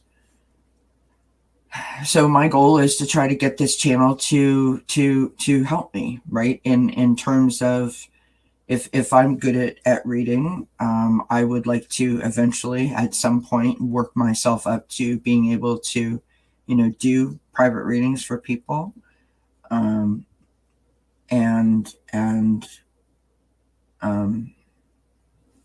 Yeah. So that's kind of where I'm at.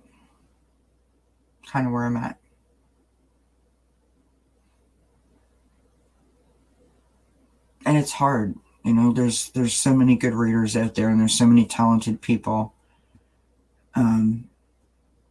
gifted individuals within this community, right?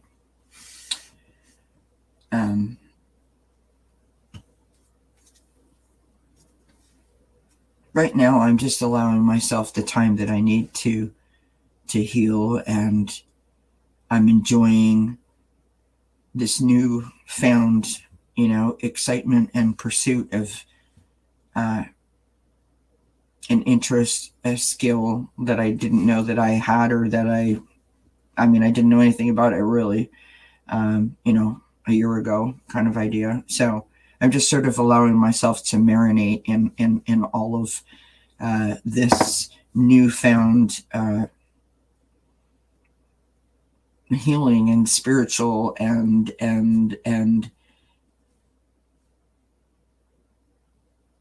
yeah, this newfound spiritual healing, world, and I'm loving it.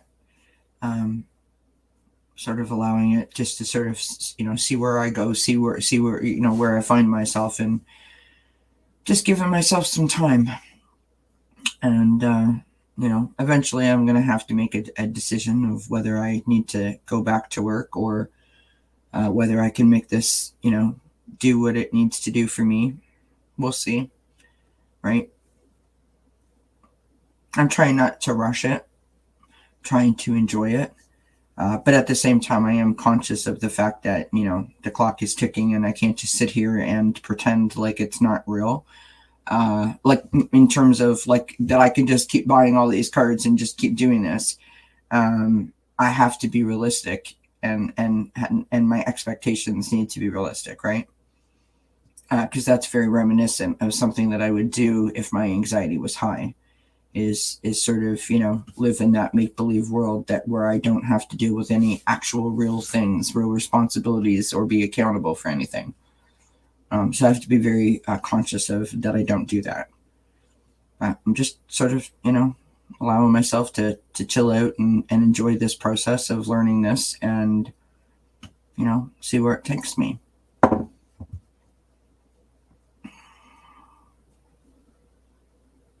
I'm not sure why I'm sharing all this stuff, sorry. It's like group in session time, holy moly.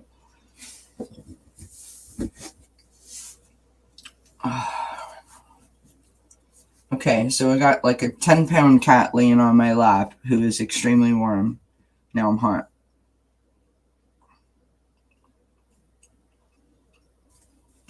All right, what else do we want to talk about? Do we want any more cards? Anybody want another? I can't even speak. Anybody want another card? Anybody want to share anything? Anybody want to talk about anything?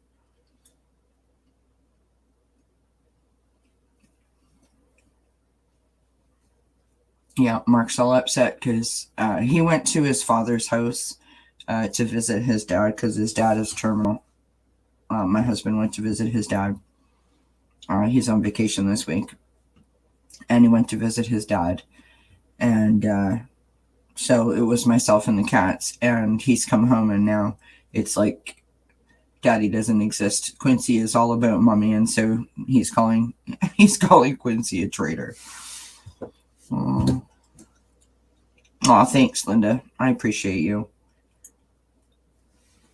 Yeah. I just, I was just trying to do my thing, right? Yes, I did do that at one time. Thank you, Mark, for acknowledging that. That's a funny story. I'll share that story just because you reminded me of it. So so there I am, working my job. This is when my mom is just before my mom passed. And I had a full-time job at this company, doing the same thing that I've been doing for like 15, 20 years. And in this particular field that I was in, you're underappreciated, underpaid, and like, a company of 200 employees and there's only 2 of you. So there's no room for advancement. There's no room for growth, right? And I worked in a very male-dominated sort of field. And so if there was any room for improvement or advancement, I had like a 1 in 0 chance of it being me. And so I knew that the only way that I was going to be able to move around or advance, if that was what I wanted to do, was to be able to gain some knowledge about the product that we sold, or the products that we sold. So I went and talked to my boss and, chatted and told her, this, that, and the other thing, or whatever the case may be. And a couple of months later, a job posting came up. It was a maternity contract, so it wasn't a full-time job. And it was for a buyer. And so I bought the supplies for the stores. I looked after 4 different branches. And I ran about 300 vendor lines for my branches. And I got the job. I had to give up my full-time job and my full-time status and my seniority and my benefits. And that was a lot. That was a big risk I took. And when I signed my paperwork, there was a bonus in my paperwork that I wasn't even aware of. And so I get called into my boss's office. This is about a month before my mom passes. Not really. Whoops, sorry, Quincy.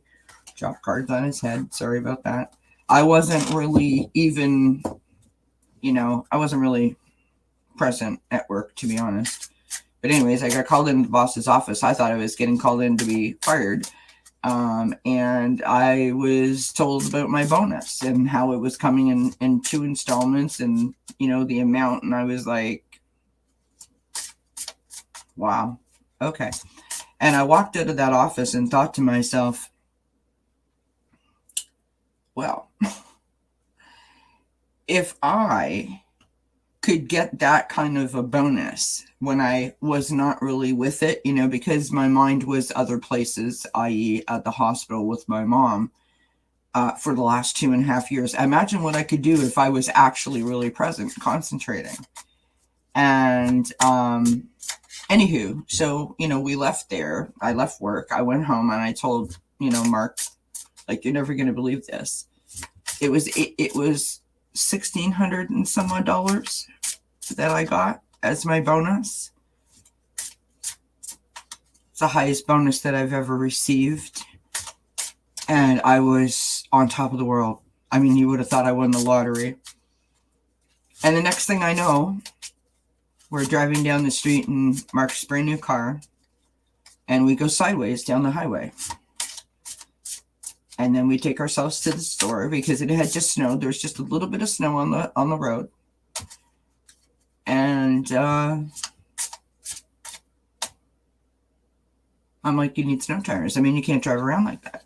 And they're like, they're $1,500. And then he said he would like the floor mats too. And so $1,680 is what it cost. And there went my bonus. And of course, I don't let him ever forget it. But anyhow, there you have it.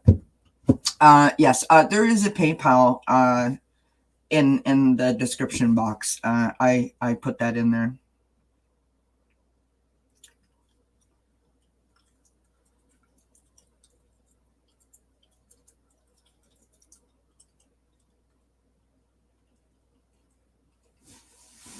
Yeah. So yeah, like Mark said, Mark had just bought a new car, and it had performance tires on it, and just this little bit of slick, like just enough snow to sort of change the pavement to wet, not white, but just wet. And it just like that. Literally, we couldn't go more than 5 or 10 kilometers, and the car was like going sideways. It was so scary. And anyway. We went the next day and got the tires, and yes, what Renee said. See that, Mark? Renee's on my side. I like that. Thank you, Renee. And thank you, Andrea, for that. That's lovely. Oh,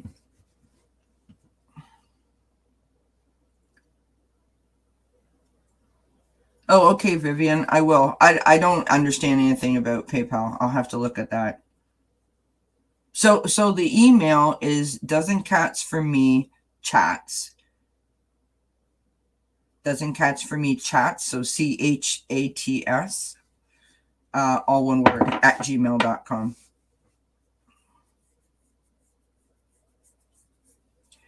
Yeah,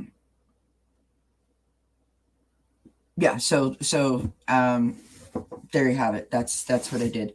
But listen, he's done an awful lot for me. So, you know, that's what you do, right? When you work together with someone, right? When you're partners, you know, there's give and take and there's ups and downs, and you know, I don't mean ups and downs in terms of your relationship. I mean, you know, one person needs something and the other person doesn't, that kind of an idea.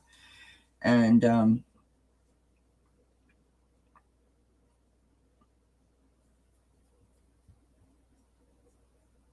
yeah, Andrea, that's exactly what it is.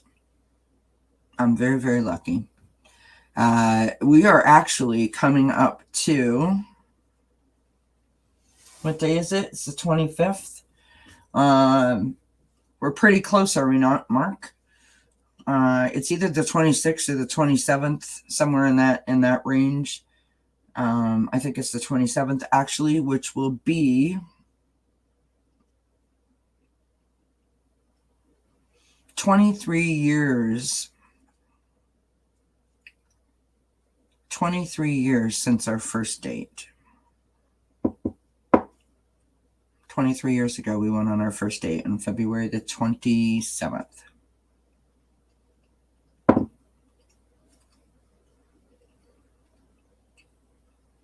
Which is really interesting.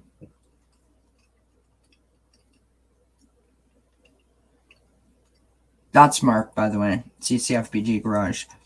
I don't know what he's doing. I don't understand PayPal at all. I needed his help.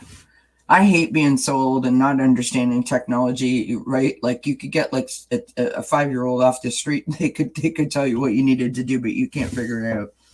Honestly, friends,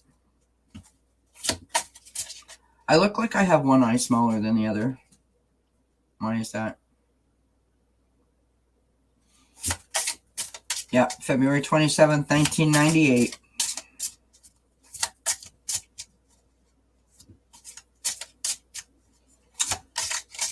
February the 27th, 1998. Andrew, it's either the real deal or he's the only one that'll put up on my crap. Let's be honest. I'm just kidding. I'm joking. I don't mean that. No, I am very, very fortunate. And I know how fortunate I am because my first husband was not so nice. God rest his soul.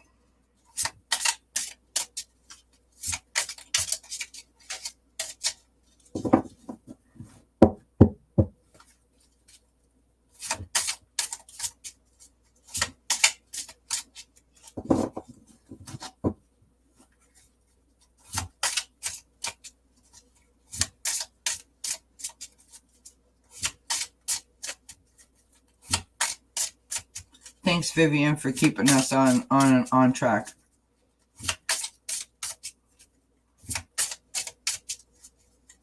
Mark can show me how to do that afterwards.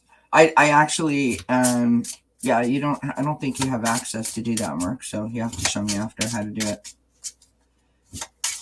It's like all hands on deck. The technical department, all hands on deck. I love it. Oh my gosh, you guys. Yep, that's a good idea too, Vivian. Oh, thank you, honey. You're very sweet.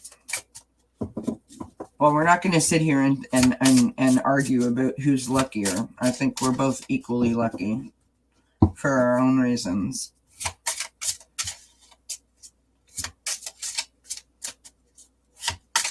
Yeah. You know what? I used to say, and the only reason I'm not saying it, but I used to say all the time that, like, when I first got divorced, I was so angry. I was so hurt. I was so wounded that I was a bit of a I hate men, I hate relationship kind of person. Not I hate relationship, I hate like committed relationship person.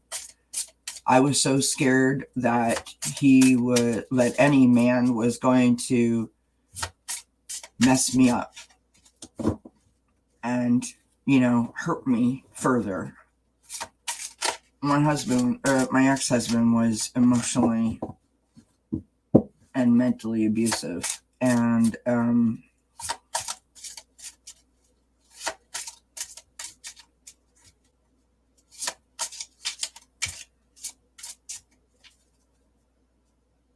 so many people, it's okay, buddy. It's okay. It's all right. It's all right. Shh, shh, shh, shh.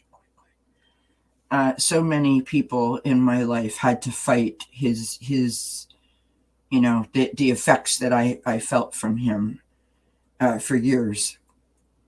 And even when I met Mark, for years, Mark had to fight his ghost, shall we call it. And it took me a long time to recognize that. Okay, all right, here, buddy, here, let me put you this way, okay? You go this way. There. There you go. Sorry, I was letting the cat off my lap. It took me many, many years to recognize that, it was a lesson that I needed to learn. And it was a good lesson, when I came out the other side of that, no one was ever going to treat me like that again. And I really did set up healthy, safe boundaries for myself. And I did not ever get hurt again in that same form or fashion. So apparently, it was a test or a lesson that I was supposed to learn. It took me a long time to sort of get there.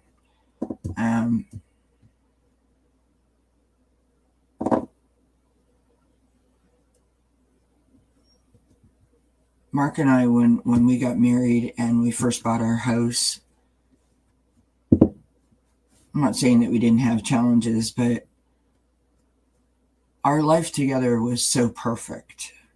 It was so secure and so content.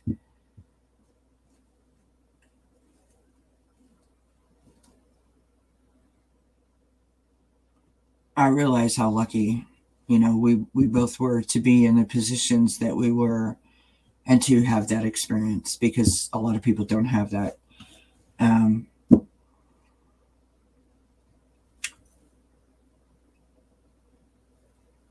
it wasn't because it's not like we took it for granted. We worked very hard to have what we had. And I guess my point is this. Once it became clear that I was able to achieve and that I had the love of someone with their whole heart, all of a sudden I wasn't angry at my ex-husband anymore. I felt nothing but, he had a special place in my heart, and that was it. I only wanted him to ever be happy in the same way that I was now happy. And I'm glad that I had that, sort of aha moment, for lack of a better way to put it, because he suddenly passed away this year, early in January. That was quite a shock. I haven't seen him 25 or 26 years.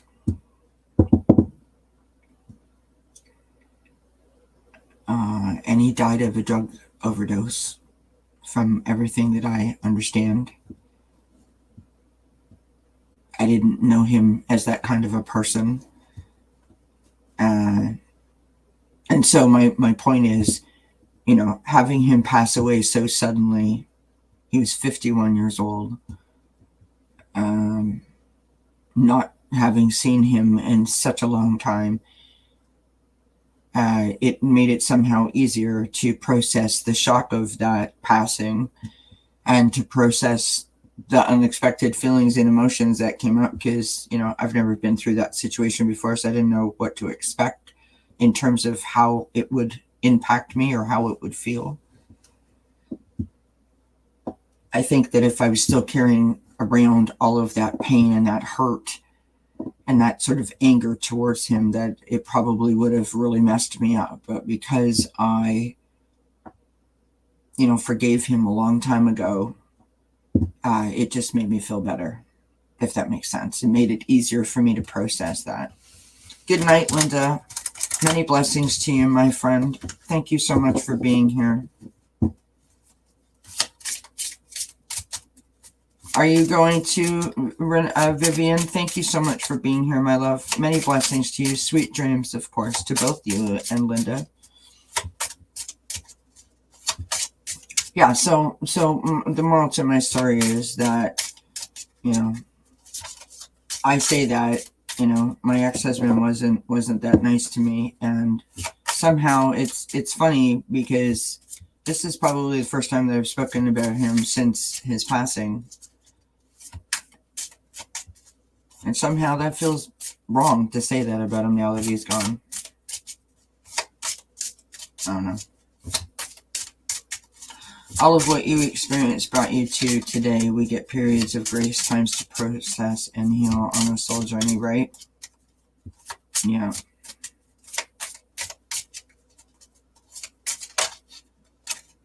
Interesting. You know what? So I'm sitting here shuffling. I find shuffling very soothing. And it also stops me from wanting to smoke a lot. And these are the two cards I pulled. This is from the Oracle of Melise. Can you see that? So this one is sharing. And this one is steps of progress. So I want to read these two cards to you. So steps of progress. You are a beautiful being. Cultivate even more the beautiful things in you. Close your eyes and imagine a staircase. Every step up is a quality you develop inside of you. Like speaking to Andrea's point, right? How funny that you said that. I read it, went, yep, okay, and then those two cards popped out. So the second one is sharing. Living beautiful moments of sharing and exchange with your surroundings requires the understanding that everyone has their own ideas and that we need to respect those. This encourages the creation of pleasant emotions. Is that not what we try to do here all the time? Specifically in this community, specifically on this channel. I'm not saying that other channels don't do that, but I think you guys know what I mean. Isn't that neat that those two cards popped out? How appropriate. I love it. Love it.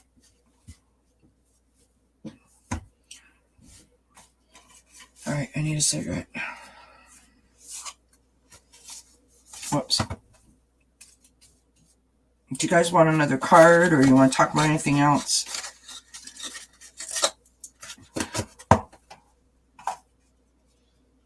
So, Andrew, you live in California, right? So you are, I think you're like 3 hours behind us. I think 3 or 4 hours behind us.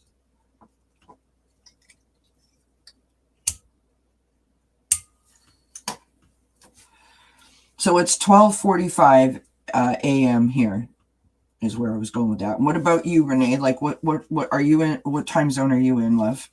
If you don't mind sharing that, if that's not too personal.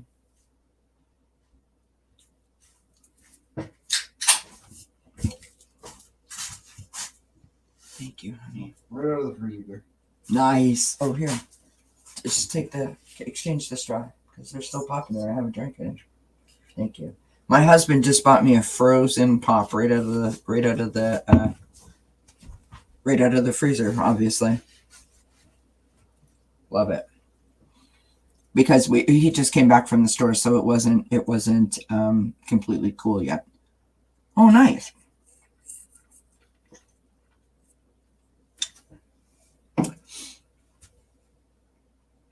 It must be very exciting to live in New York City. I've been to New York, like the state of New York, but not to New York City. You know what I mean? I've been in other parts of New York.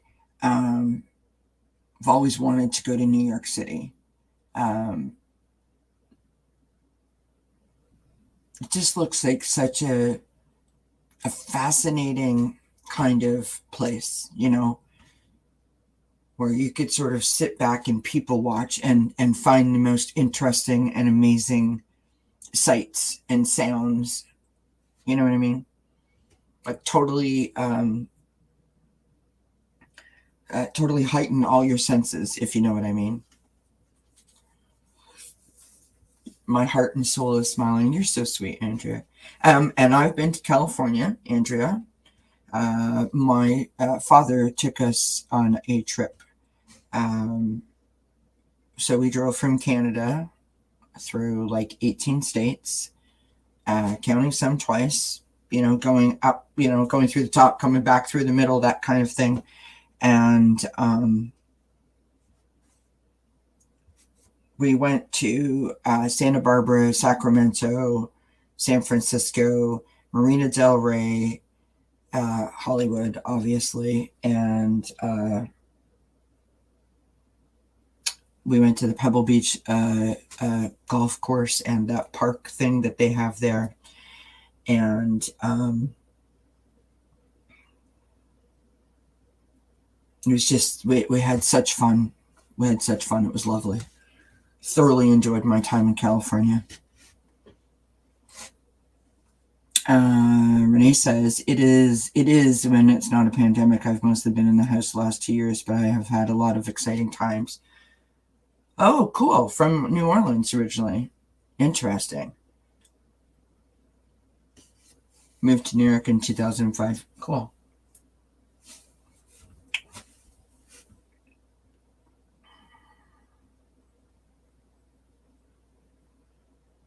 Yeah.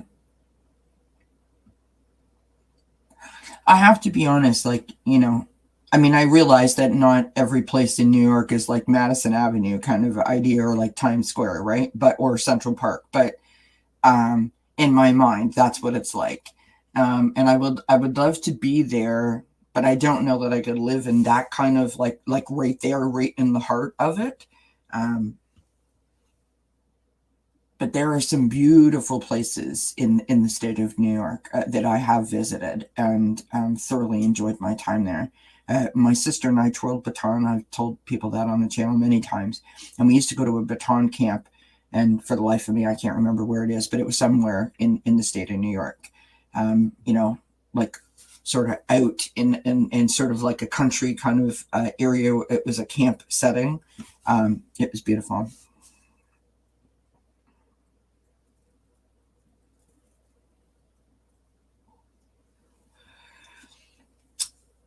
That is less than helpful, Mark. Thank you. Jeepers. Andrew says moved to California from East Coast 4 years ago. Very cool. You were born in Detroit? Nice. And Renee lives on Staten Island. So, Staten Island. Is that where Fantasy Island, the amusement park, used to be on Staten Island?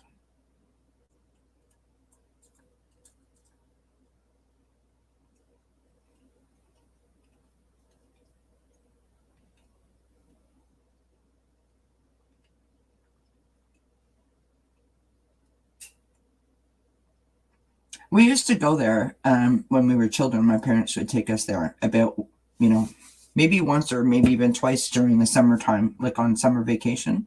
We used to go to Fantasy Island, the amusement park, or I don't know if it's considered an amusement park, but it was so much fun. I don't know that it's still in operation, but it was so much fun. We loved it. The town was like an old Western. So they would, you know, like jump off at the buildings. And I don't know, the last time I was there was like 7.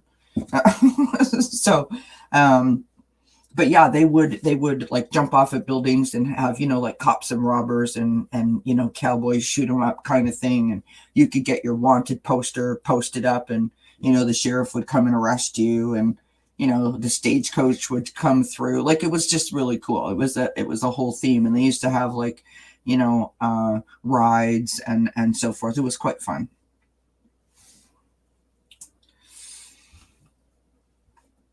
I'm in Ontario.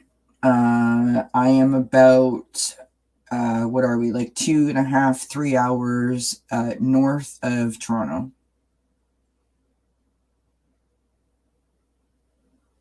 Oh, cool. Cool, Andrea.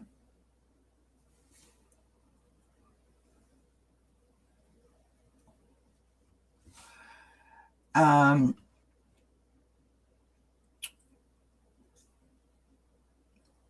I went to Tennessee, and went to Elvis's house, did the plane, the bus, the house tour, and the Grand Ole Opry and all of that wonderful stuff. And it's such a beautiful place, so rich in musical history in Tennessee. I was 18, FYI, when I did that, so I don't remember everything, and I'm sure it's totally different now, but it was beautiful. It was a trip that I will never be repeated in my lifetime. Let's put it that way. So many amazing experiences happened on that trip. When we were in California, in Santa Monica, we this is a crazy story. I've said this on the channel before, so I hope I'm not repeating myself, because people will get real bored with it. So quickly, my father and mother had gotten divorced. My father had a girlfriend. The girlfriend had a daughter who was like 30 years old, and the daughter and her husband got transferred from Ontario to Marina Del Rey in California. And so we got invited to go on a trip to California. And the reason that we were going to California was to take the daughter's car to her. So we drove her car to Sacramento, California, where we picked up a Go Vacation camper, and then drove the car and the camper to Marina Del Rey, California, and then drove the camper home to Ontario. And we were gone for almost 6 weeks. And we were about 2 days behind a heat wave for about 3 weeks of said 6-week vacation, which was brutal, because we left in, like March break. So that's your spring break there, right? So we call it March break here. And so there's like still snow on the ground, right? And we packed only, like spring stuff, shorts and light things, you know what I mean? And we got snowed in Reno, Nevada, and our trip got delayed by 4 days, and we had to put chains on our tires of the car to pass through, what the heck was it called? Oh my gosh. It was like a 2.5 mile trek, and we had to put chains on the tires. And I remember my dad just losing his ever-loving mind, because we've banned chain use in Ontario, right? Anyways, it was a whole story. We had to go into the gift shop in Reno, Nevada, in one of the casinos, and buy sweatshirts and sweatpants, so we weren't freezing our what's off, because it was so dang cold. And of course, no insult to my American friends, but the people that we came in contact with, their knowledge of Canada was limited, to say the least. Now, keep in mind, this was this was 1983-4, and they were like, "What? You don't have winter clothes? Like, don't you live in igloos?" I'm like, "Really?" So yeah, so that was interesting. But anyhow, so we finally did get past. It's the Donair or the Donner, something like that, pass, which is near Lake Tahoe in sort of the Nevada and California border. And we have pictures of the little hut with the police officer and like this, like, you know, worker safety kind of person that would install said chains on your tires. And anywho, we moved on. So we end up exchanging the car. Now we're in the Winnebago, and now we're spending some time in California, and we're doing all these fun things. We're going to museums and you know, driving like on Rodeo Drive and all this cool stuff, right? Doing the stars homes and all that stuff. And so we go, I think this is like day 2 of the stars homes, and it's like 3:30 in the afternoon. We are finished, and we pull into the Santa Monica Arena, or the Santa Monica Theater. It's like a big, almost like a community center, like a big recreation center. And we pull in, and it's 3:30 in the afternoon, and we're trying to figure out, like, what are we going to do for like an hour and a half or 2 hours before it's dinner time, right? Are we going to like drive all night? Are we going to continue on our journey? Are we going to stay another night? Like, what are we going to do? And my sister and I get out of the camper, and we're just, you know, like kibitzing about, and we noticed like all this like commotion in the parking lot. There's trucks and flatbed trailers coming in, and lots of vans and so forth, right? And there's like people everywhere. And so we all get, I mean, we're Canadian, so we're nosy. And so we start watching and paying attention to what's going on. And it turns out that it is the American Video Awards, or the American Music Awards. I'm not sure which, to be honest. I'll have to look it up now. But anyways, it was the first show of the American Music Awards. Or no, it wasn't the music, it was the American Video Awards. And so they were preparing for all the stars coming. That it was like being televised live in that location that night. So we were like, this is faboo, right? This is fantastic. So, oh, hi, Jackie. Hi, Scott. I'm telling a really cool story, friends. So yeah, so we show up, and we're there, and all these people are you know, they're rolling out the red carpet and these big spotlights and all this kind of stuff. And there's a guy up on the ladder, and he's changing the wording around on the sign. And wow. So there we are. And we are lined up outside of the stanchions. We are right there because we were there watching the whole thing happen. And there's this short man who is working the door, like a security person. And my sister and I are like attached right here, and we keep edging closer and closer and closer, and the guy's like, you know, like, back off. And I said something along the lines of, well, sorry, you know, we traveled all the way from Canada just to see this. That was my line. I said that to everybody. And anyways, it turns out he was from Windsor, Ontario. He was a Canadian himself. And so here are some of the people that I met. Are you ready? I'm totally name dropping here. Now, friends, keep in mind, I was 17, almost 18 years old. It was a 6-week vacation, and I am literally standing feet away from about 100 musical and movie stars. I was beside myself. I mean, literally beside myself. I met Weird Al Yankovic. I'm totally aging myself by this. Lisa Hartman. I met Laura Branigan. I met Grace Jones. I met Alan Thicke. I met Billy Huffsey. I met John Stamos. That's right, friends. John Stamos. I met Valerie Burton Ellie. I met Nia Peoples. I met David Lee Roth. I met Eddie Van Halen. I met James Brown. I met Cyndi Lauper. I mean, it was stupid. It was absolutely stupid. I met Casey Kasem. It was just trip of a lifetime, amazing, fantastic, never to be repeated. John Stamos was my everything. I lived for that man. You know, Uncle Jesse, right? Or Blackie from General Hospital, depending on how old you are. He kissed me. I have his autograph. I just, whatever.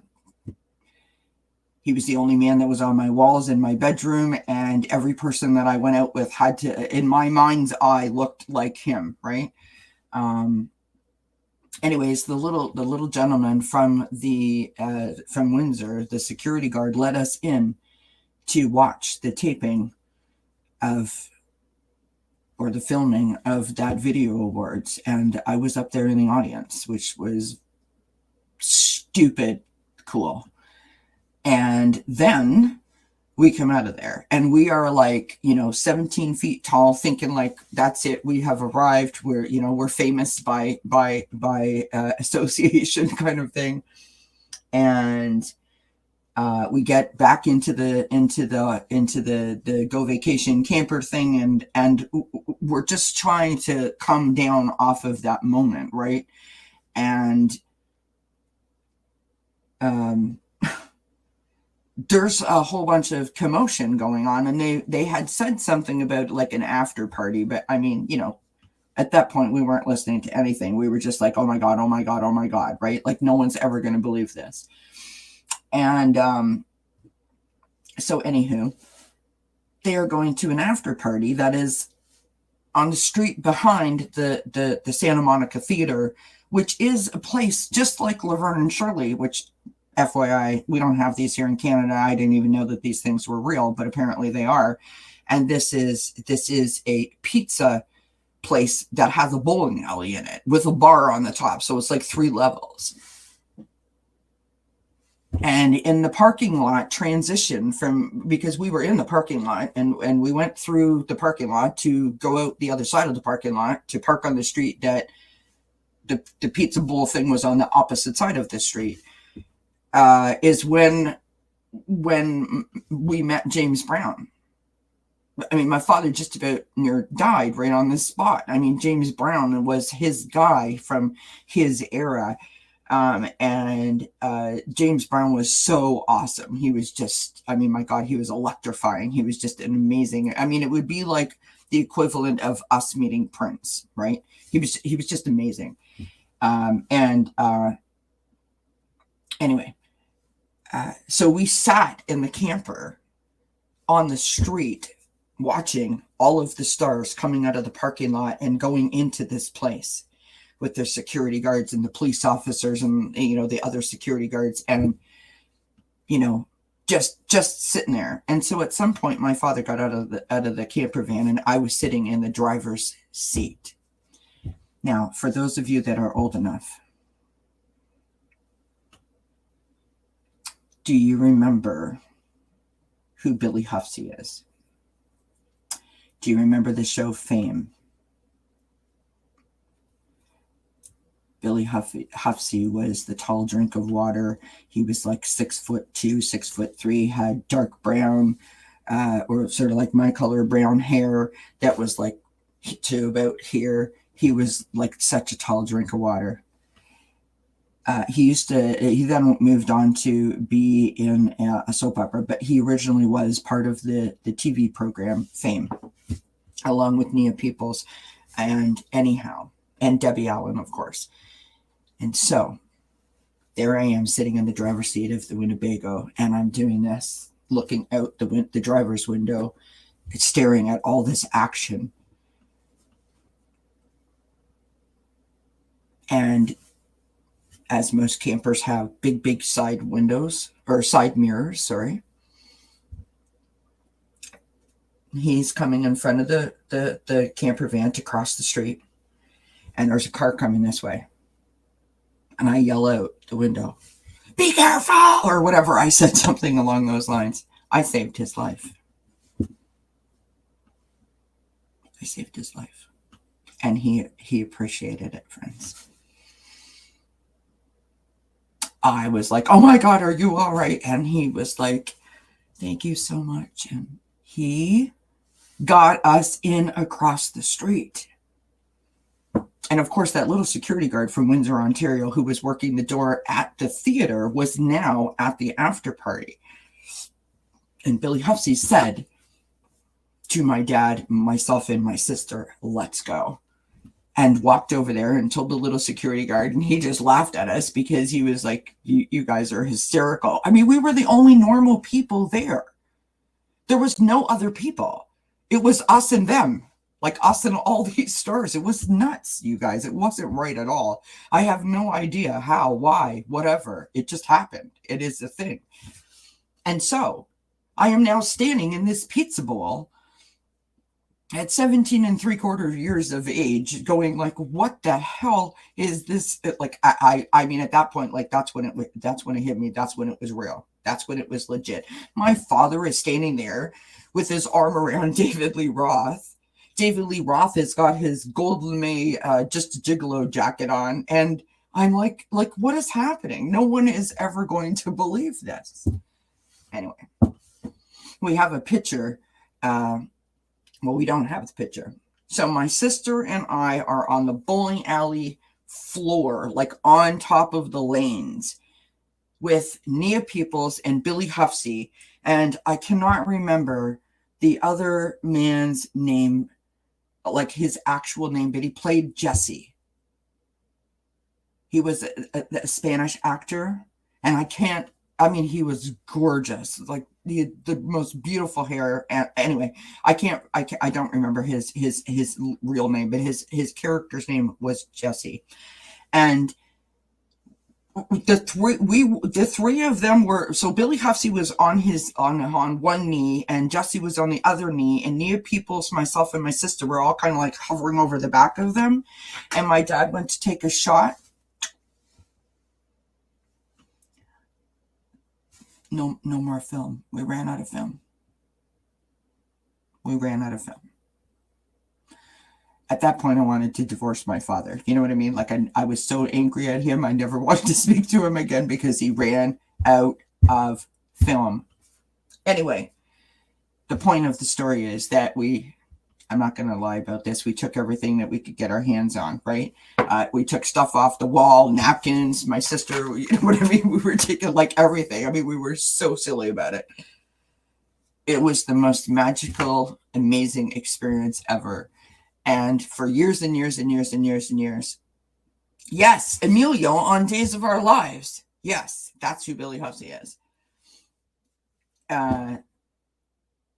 For years, every time, you know, like when 90210 would come on, we'd be like, we were there, we seen that, we've been there. Like, our friends were so annoyed with us. Our parents were annoyed with us. It was just one of those moments about being in the right place at the right time, because it was not at all supposed to happen that way. And it was just fantastic. And yes, Cardamancy Mesquite, John Stamos. John freaking Stamos. Uncle Jesse, Blackie, John freaking Stamos. John Stamos. John freaking Stamos.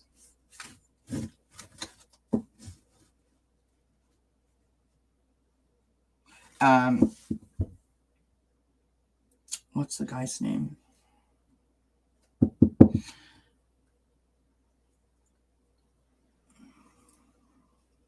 Jack Wagner, who was married to Heather Locklear.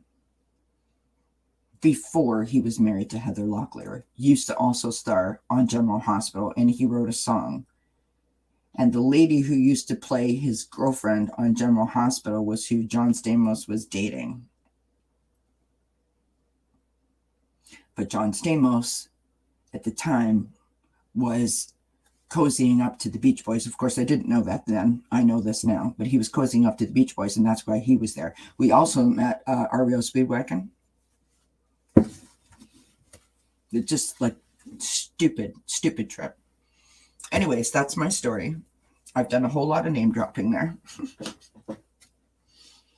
it's funny because I was looking for some of my pictures from there.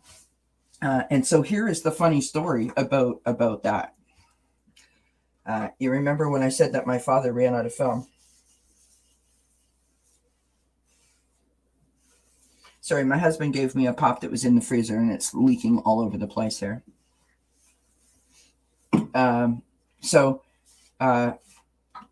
If you recall, I said that my father ran out of film.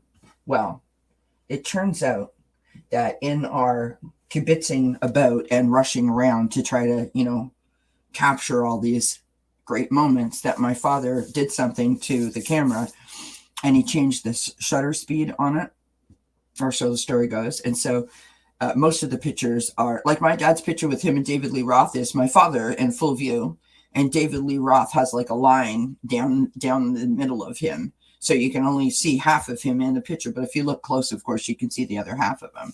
So all of those pictures were ruined. But there you have it.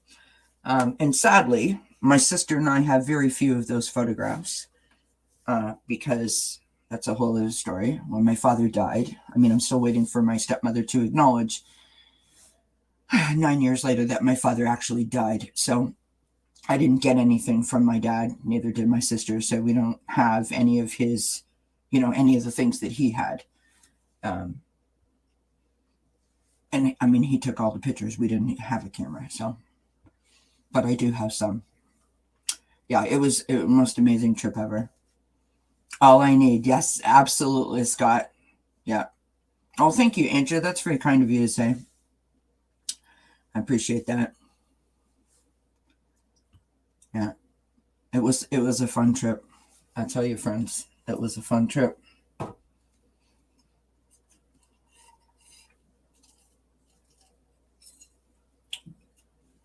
I could go on for days about that trip. Like the fact that my father drove the Winnebago. He backed it into Anne Margaret's mailbox. My father, driver extraordinaire, not.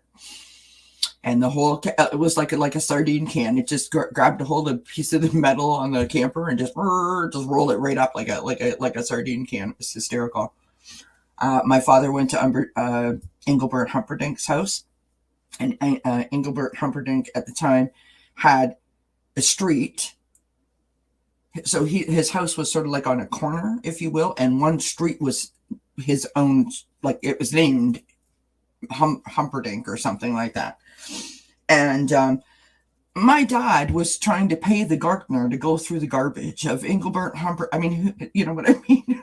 It was just, my dad was trying to pay the gardener of Engelbert Humperdinck's to go through his garbage to get something. Like what are you going to find in the garbage? It's like we were crazed. It was so funny.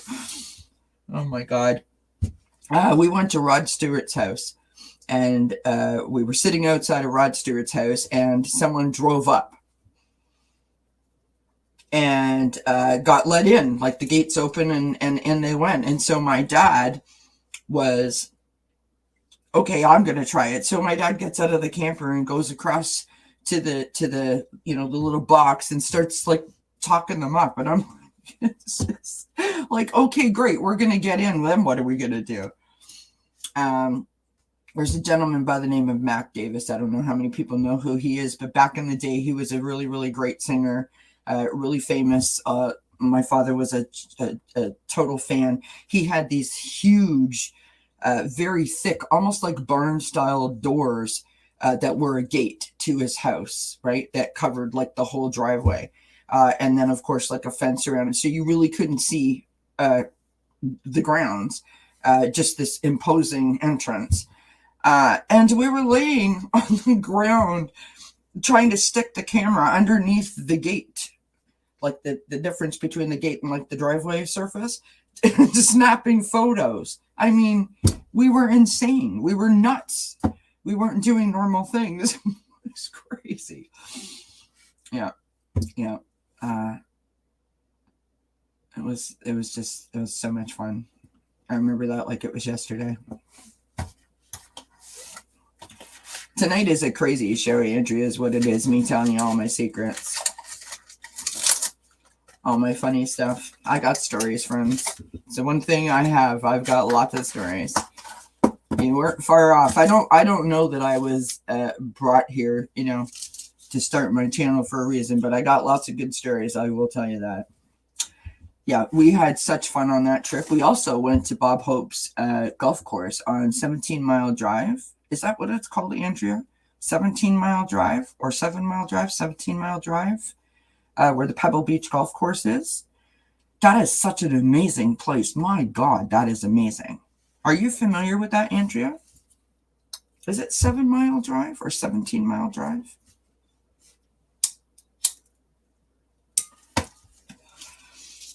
We went on a boat underneath the Golden Gate Bridge in San Francisco. They were working on the bridge. They were doing some repairs, and somehow my father got something in his eye, and we had to take him to hospital and have it removed. It was almost a whole situation. We wanted to go to Alcatraz, but we missed the tour. And like I said, we were on this 6-week trip, so we only had certain times that we could spend, and that was before we had returned the car. So we were on a really, really tight schedule before we returned the car. On the way coming back, our schedule was sort of, more flexible. That was at the time, and I don't like to admit these things, but that is when I found out that Arkansas was Arkansas and not Arkansas. Or there wasn't 2 states, one called Arkansas and one called Arkansas. Wow. 17 years old, or 18, whatever the heck I was, somewhere in between there. And I didn't know that. We had stopped at this truck stop to get dinner. We had rented a hotel room, and we would do that like once or twice a week to rent a hotel room, to have a proper hot shower, et cetera, right? Do our laundry, that kind of deal. And we...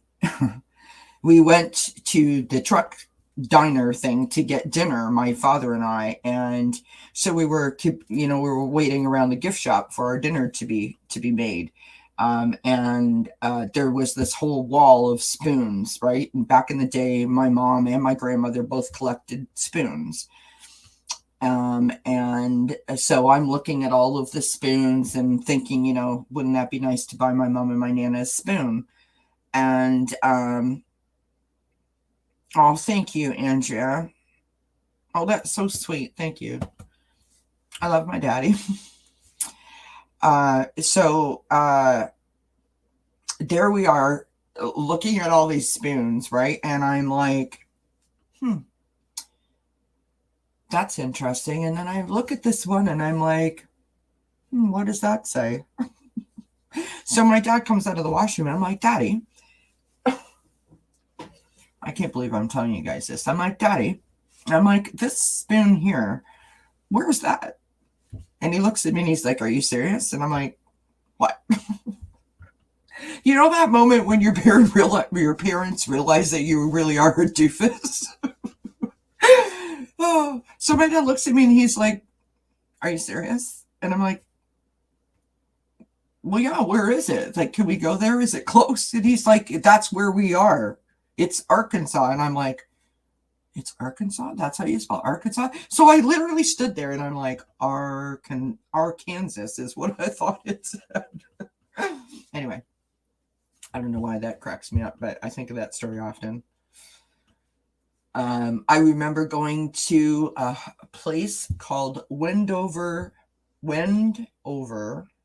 Utah, which is literally the hotel. At the time, of course, this is back in the 80s, right? The hotel was built right on the border between Utah and Nevada. So you're in 2 places at once, right? And they knew that was their deal, meaning that was their attraction, that people could like check that off of their bucket list, that you were in 2 places at one time. And so everything that they have is literally glued or nailed or screwed to the surfaces because they know that you're going to steal it. They know it.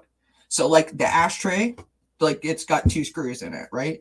The lamp screwed down to the night table. It was hysterical. Oh, hi, Kathleen. How are you, love?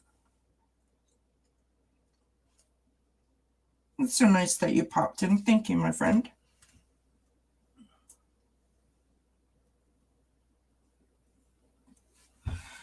We just hysterical. We went to the Hoover Dam. That was exciting. It was exciting. I think my favorite place was Elvis's house.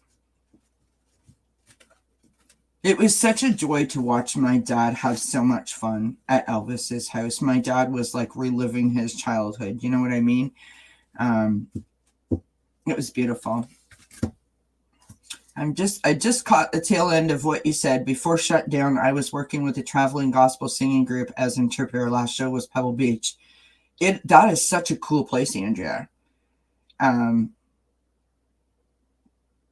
So that's where Bob Hope used to do like the Bob Hope Classic golf tournament or something at Pebble Beach Golf Course. And Pebble Beach Golf Course is located in, well, back in the 80s, it was called, I think it was 17-mile drive or 7-mile drive. It was like a national park kind of idea.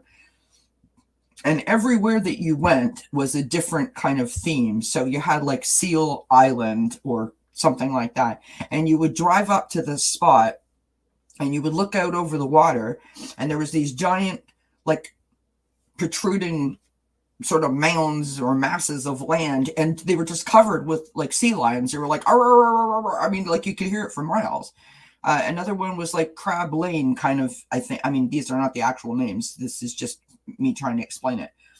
And those little red crabs, like all the sand of the beach, it was red, like just completely red as far as you could see. It was just covered in them. It was so fascinating. I loved it.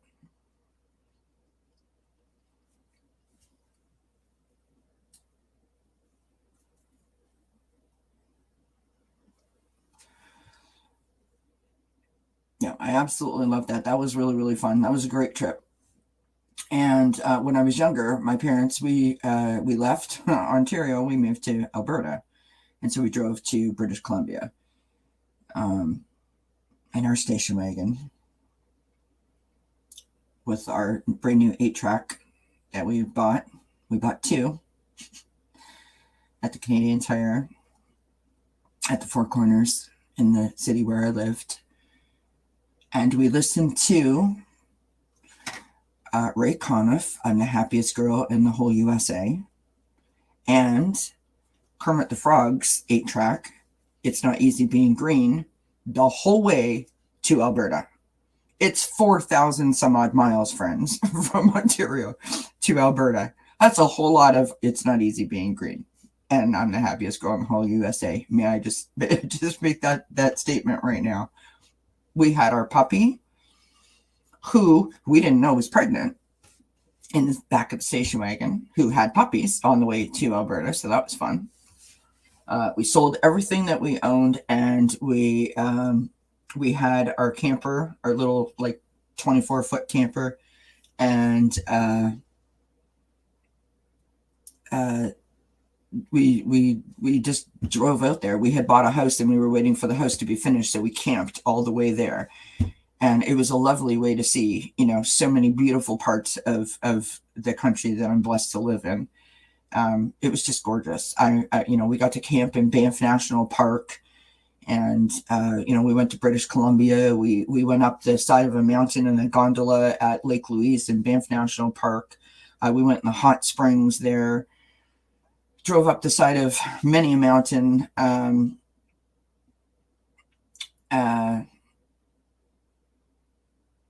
We fed deers out of our hands. It was amazing. It was just a phenomenal trip. I was 8 years old, so my memories are limited from that trip, but it was beautiful.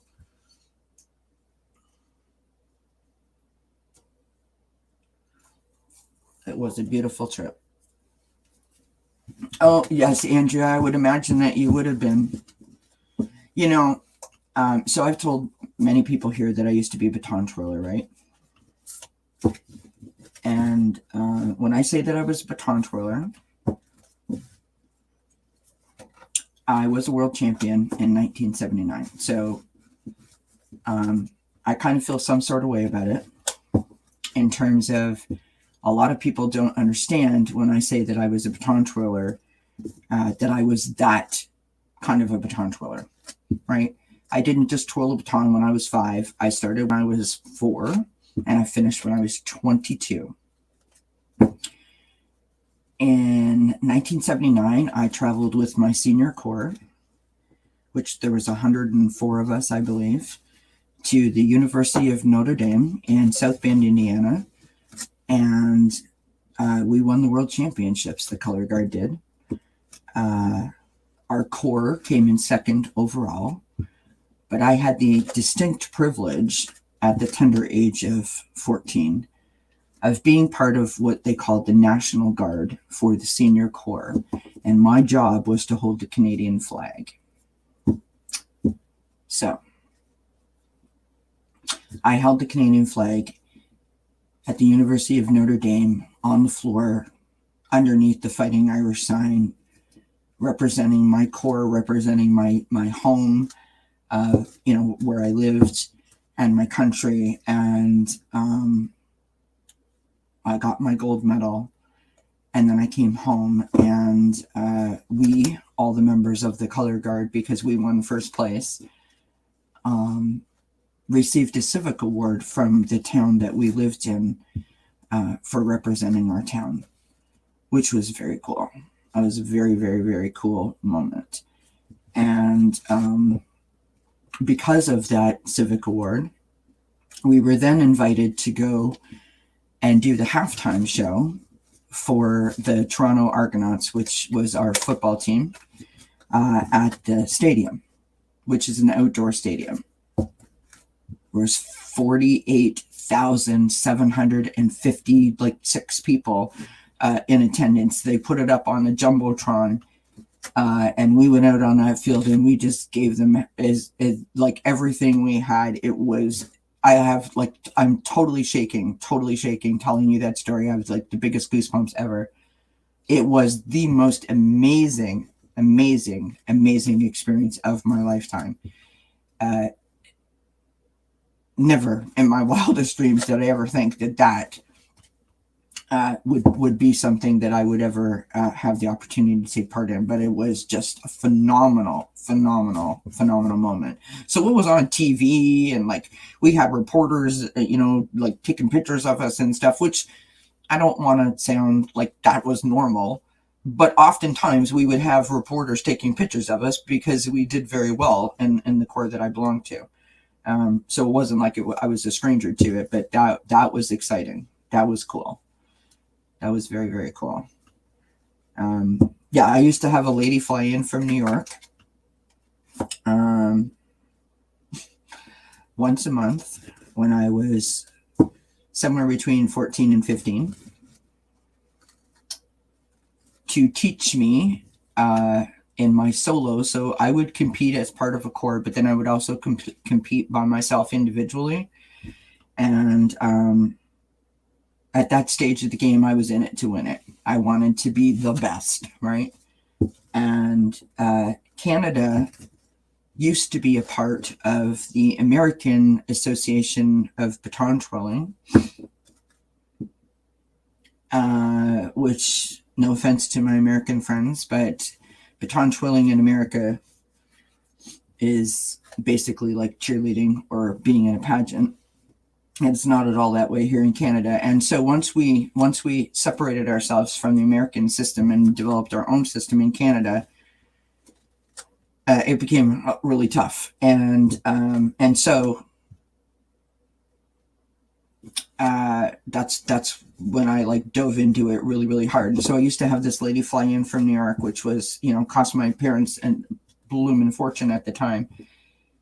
And this lady would come in, and I don't know if she thought I was trying out for Cirque du Soleil or what she thought I was doing, but I mean, there was just no way that I could do what she wanted me to do, friends. There was just no way that I could do what she wanted me to do. And so one occasion she came, and she used to want me to do this trick. And this trick is called an illusion. And it is a skating, like a figure skating trick. It's very difficult to explain. So basically, I'm doing an illusion.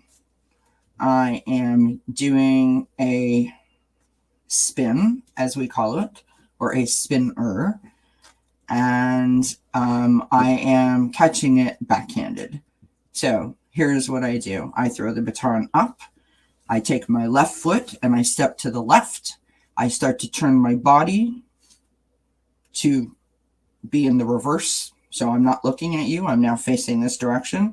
As I start to turn left, my head touches my right knee and my left leg goes up in the air. So basically I'm doing like the vertical splits. And when I do that, I spin myself around as the baton's still up in the air. And then I turn around and I catch it backhanded in a pose. Sure. Sounds easy, no? Anywho, yeah. So when that baton would come down, and just so everyone here knows, the batons are made out of steel. They are no joke, right? The baton would come down, and I could not, for the life of me, get myself in that position and keep my arms locked in. My arm always seemed to want to go like that. And so, of course, the baton would come down, hit my elbow, and fling. And obviously, I could never catch it. After about a month and a half of like nothing but practicing that said element, I injured this part of my elbow, and my father had to take me to the hospital. So my dad came to pick me up after this lesson, and I was like, Daddy, like my arm is aching. My arm was like this big, round. It was like all bruised and everything. So he took me to the ER, like the emergency room, right? And I don't know what the hell they did. They took, x-rays and tests, and there was nothing. I just bruised it really, really badly. So they put it in a sling and told me, whatever the hell they told me. I can't remember. So anyways, we go home, and we're now the discussion is happening of whether I should continue said practice with this lady. Anyways, it was hysterical. So after 3 trips to the ER over the course of about 5 months, it was like, yeah, you can't do this anymore, because my parents were paying too much money. So I love that story. It's one of my happy stories. I will tell you though that I did after the lessons discontinued, and I continued to obviously to do my solos, and I never won first place in my field, but I got twirler of the day one day. So you had to put yourself into different categories, right? So there was like a solo, there was a T-strut, there was the military march, there was basic march, there was all these different categories that you could enter yourself into. And the way that you become twirler of the day is by ranking third place or third, second, or first in however many categories. I think it was like 4 or something. And so this one particular competition, I achieved that, and I have no idea how I did it, but anyhow I did, and I won second place in twirler of the day. So that was exciting. That trophy was almost the size of me. I was so excited. And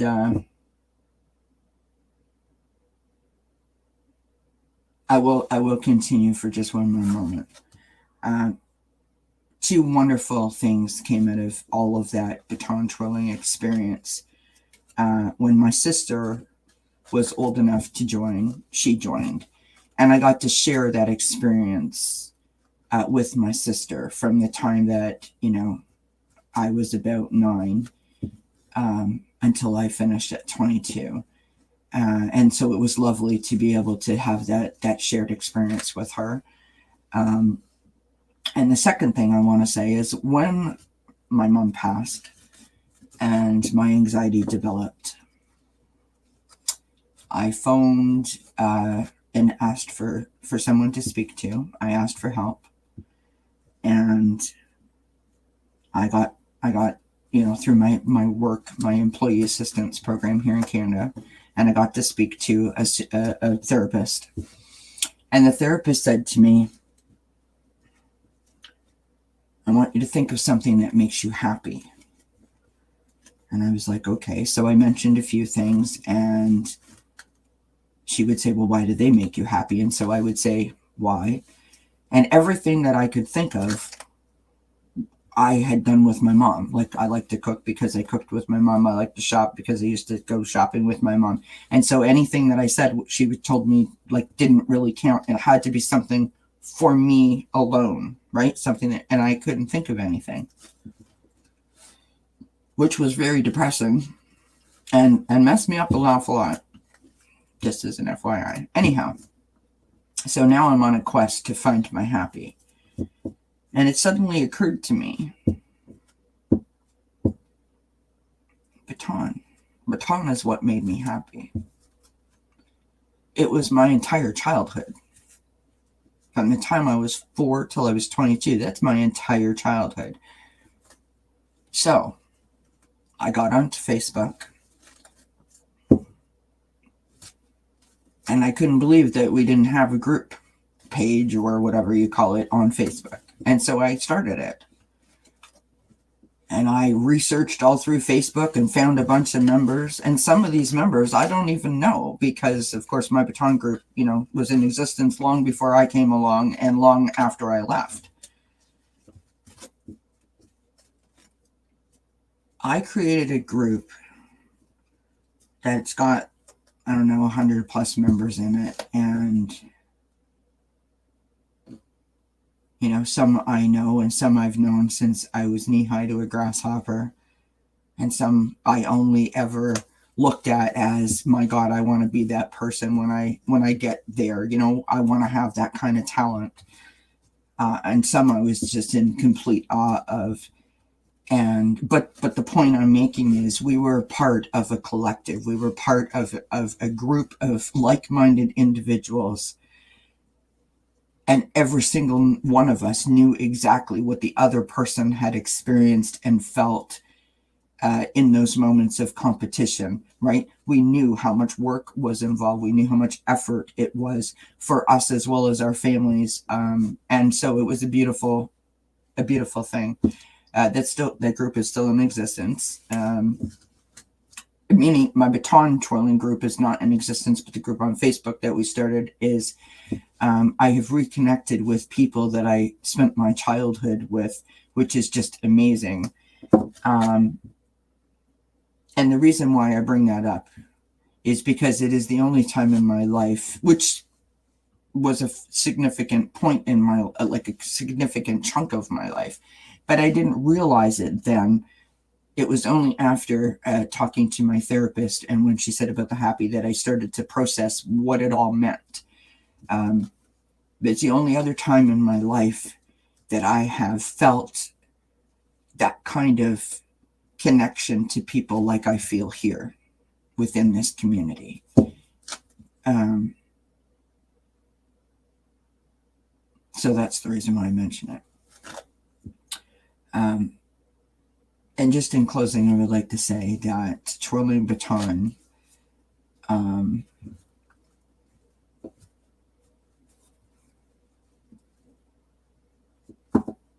was probably the greatest thrill of my life. Seriously, the greatest achievement of my life. It was just a phenomenal experience. I cannot watch a parade without tears flowing down my face. It gets me every single time because I look at every participant in that parade and I know, my God, you have worked so hard to get here. No matter what they're doing, right? No matter what they're doing. I feel their effort. Some of the things that I have learned from baton have served me really well over my lifetime. I understand what it means to be committed. I understand what it means to respect your teammates. I understand what it's like to be a member of a team.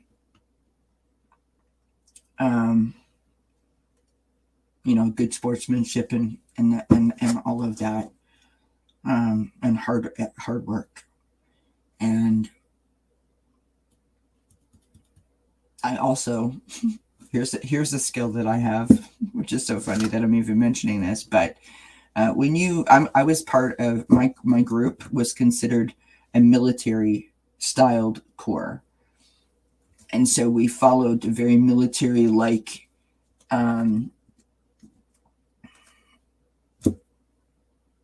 existence, I guess, or a way of practicing.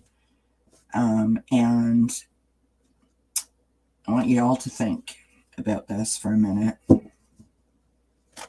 look it up on YouTube, maybe, I don't know.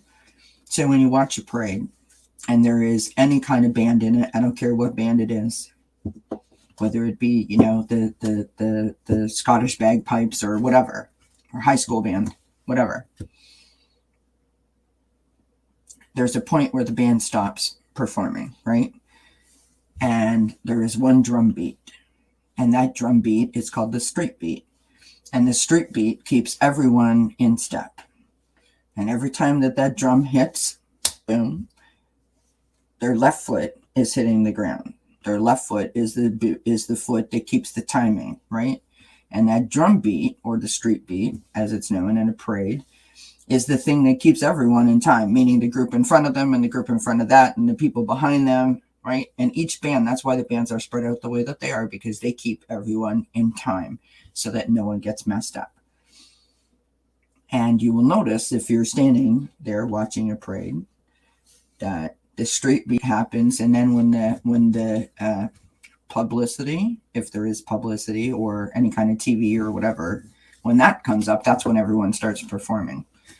And do you know that to this day, I mean, not that I go in a mall, but if I go in a store and there's music, I shuffle my feet and my left foot must touch the floor. It's the craziest thing ever. So my point is, I have very good timing, like rhythmic timing, because of my baton twirling, which is a skill that no one needs to know about, a skill that I never use. But interestingly enough, there you have it. I thought I would share.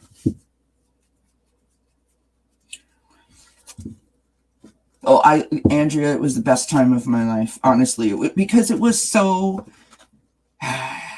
it was a difficult time in our life. My parents were married for 23 years, and my father and mother got divorced. And, I was back in the day before there was laws where fathers had to support their children, and my father wasn't around, and my parents did not get along.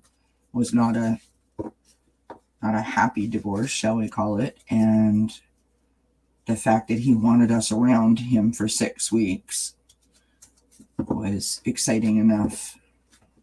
I'll just sort of leave it at that. Yeah, it was definitely a happy time. Even though it was a terrible time, it was a happy time, because we got to spend time with our daddy, right? We got to spend time with our daddy, and we were in desperate need of that. Desperate need of that. Yeah. Someday I'll break out my gold medal and I'll show it to you. I still have it. I still have one of my outfits that I wore. They don't have any batons here. My batons are all at my sister's house. And there's no real reason for that, other than my sister has 2 daughters, and at one point we thought they might go into batons, so I left my batons with my sister so that, the kids could twirl them. I have, in full disclosure, gone to my sister's house when the kids were smaller, obviously, and I remember it was summertime and we were sitting outside, and they're like, I don't know, they got the batons out or whatever, and my sister and I were sitting on the front step, and it was like, Mommy, show us something. And my sister's like, no, get Auntie Kelly to do it. Auntie Kelly's better than me. And I'm like, really? I'm not better than you. Hello, we're both it's 25 years ago at this point. No, nobody's better than either of us. But of course, the Leo in me shone straight through, and I was like, okay. Oh my gosh, you guys. So I got out the baton, and next thing I know, there's kids from the neighborhood and they're all watching. And now I'm getting serious, right? I got my hair up and I got to take all my jewelry off because I'm bleeding. My hands are all cut and the blood's coming down. And I'm like, I'm sweating. I'm doing a whole routine. Oh my gosh. Oh, Andrea, that's very sweet of you to say. Thank you. Yeah, it's, I never really looked at it like that, but all right, Kathleen, and I'm going to send you an email over the weekend, love. Okay, we'll set something up for you to come on Think Spirit. It's Friday. I would love that. That would be fun to work with you like that. I will send you an email, my darling. Thank you, Andrew. I you know what? I didn't even recognize that, and you could be right. It was a significant part of my life. Absolutely. Significant part of my life.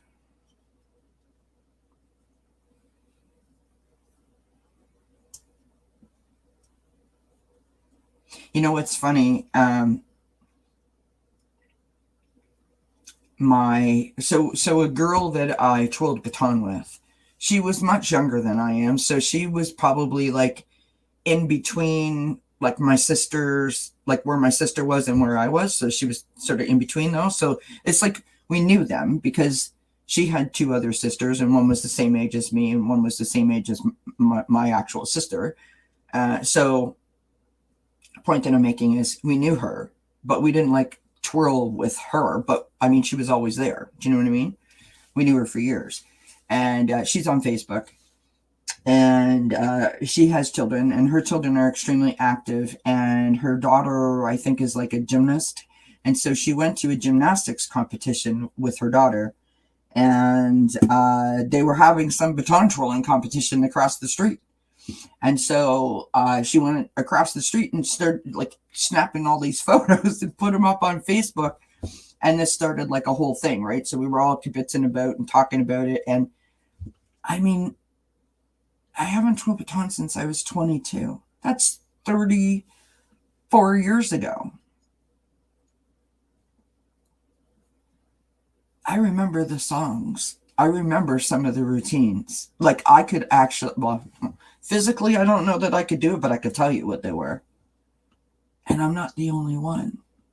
I'm not the only one. We were all saying that same kind of thing, which is just really, really interesting to me. That's the kind of impact that it had. That was the kind of commitment we had to it, right? Oh, good night, Faye, my love. Thank you so much for being here. Thanks for hanging out with me. Many blessings to you. Hope you have sweet dreams. I would love to show you the medals sometimes, Andrea. I will have to break them out and find them. I have like score sheets from different practices and different competitions, and you know, different things that I have saved over the years. Some newspaper clippings. I used to have like trophies coming out the wazoo, but you know, over the years they fall apart and break, and it just you can't be moving that stuff around, right? So.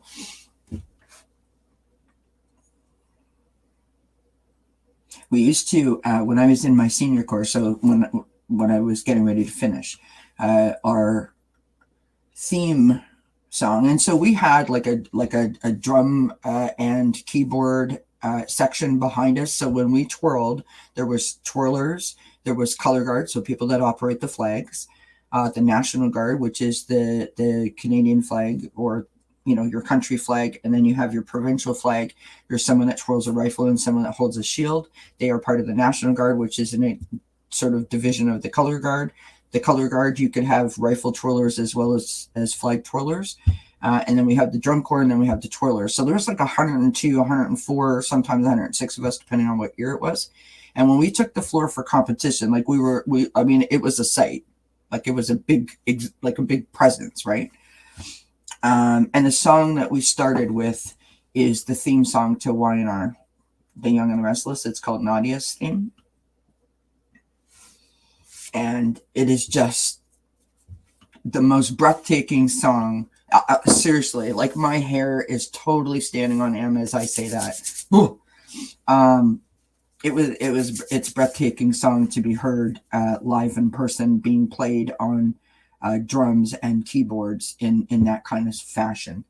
And it was awesome. And I remember the last competition that I ever twirled in, our leader, we started in like sort of like we were all shut down in a semicircle, and then the music starts and we sort of come up almost like a flower, like opening up, if you will.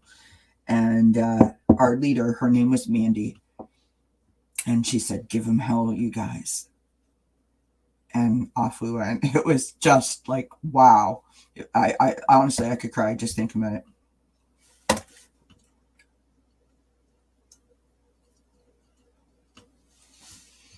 That's very interesting, Andrea. Yeah, it is definitely there. It's not lost on me that you, now that you say that, there is definitely something about that I'm holding on to, because yes, I have said, and you can see I got emotional, teary eyed there. I do know, like I said, when I watch a parade or whatever, that I get emotional, but it's a little more than I think it should be. So there's something there that I'm still that I'm still holding on to, and that I haven't quite processed yet. I don't know what it is. Um, but yeah, I don't think that you're wrong.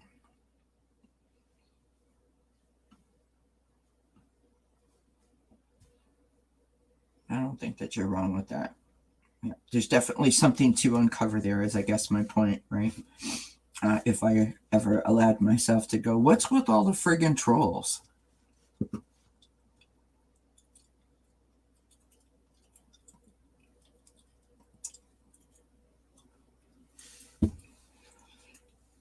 Um, yeah, so I don't know, but yeah, I am aware that there is something there that I should probably investigate further. Um,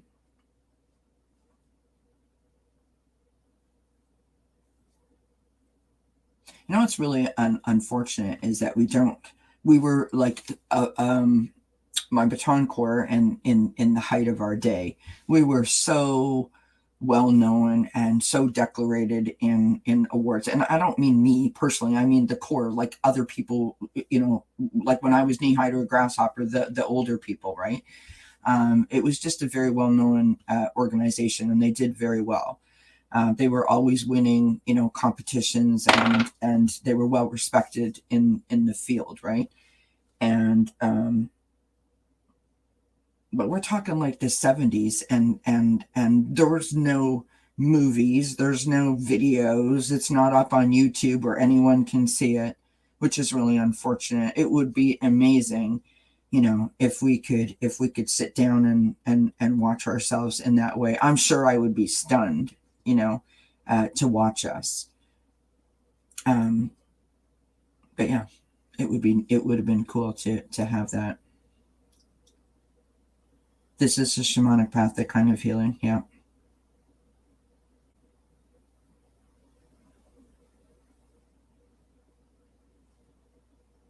That's interesting, Andrea. Definitely interesting. All right, my friends, I've been here for 3 hours and 8 minutes. I didn't know that I was going to be here this long. I'm going to light a smoke, and we'll just have a wee chat for a few more minutes. That was not my intention to come on for 3 hours, but there you have it. See what happens when I tell my stories.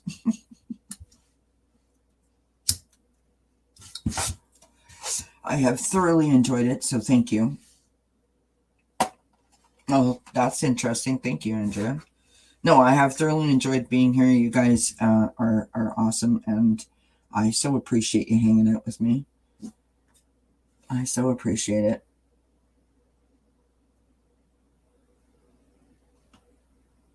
Well, now you all have a good night's sleep, because you're just friggin' exhausted at this point. Right? I have all my tarot scopes to do.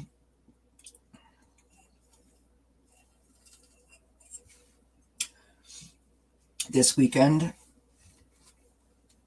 So I look forward to doing those. I really, really enjoy doing those. They're a lot of fun. If you guys are into them, they're totally fun. Nothing feels better to me than when someone says to me, that's exactly what I'm going through, Kelly, or that's exactly what I'm feeling this week. You know, as in terms of like it resonates with them. So if it can be helpful in some way to me, it's sort of an extension of, you know, like healing or wellness in a way, if that makes sense. Because it's a lot of work making those. They're like 15-20 minutes to record, right? And there's 12 signs. And of course, you know, you got to go potty break and get a drink or whatever the case may be.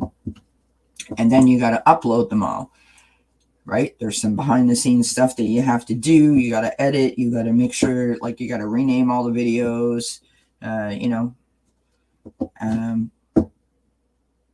Yeah, it's a lot of work. Last week, it took me almost 6.5 hours from start to finish of putting those together. It was a lot of work, but I thoroughly enjoyed it. Aw, Andrea, you're so sweet.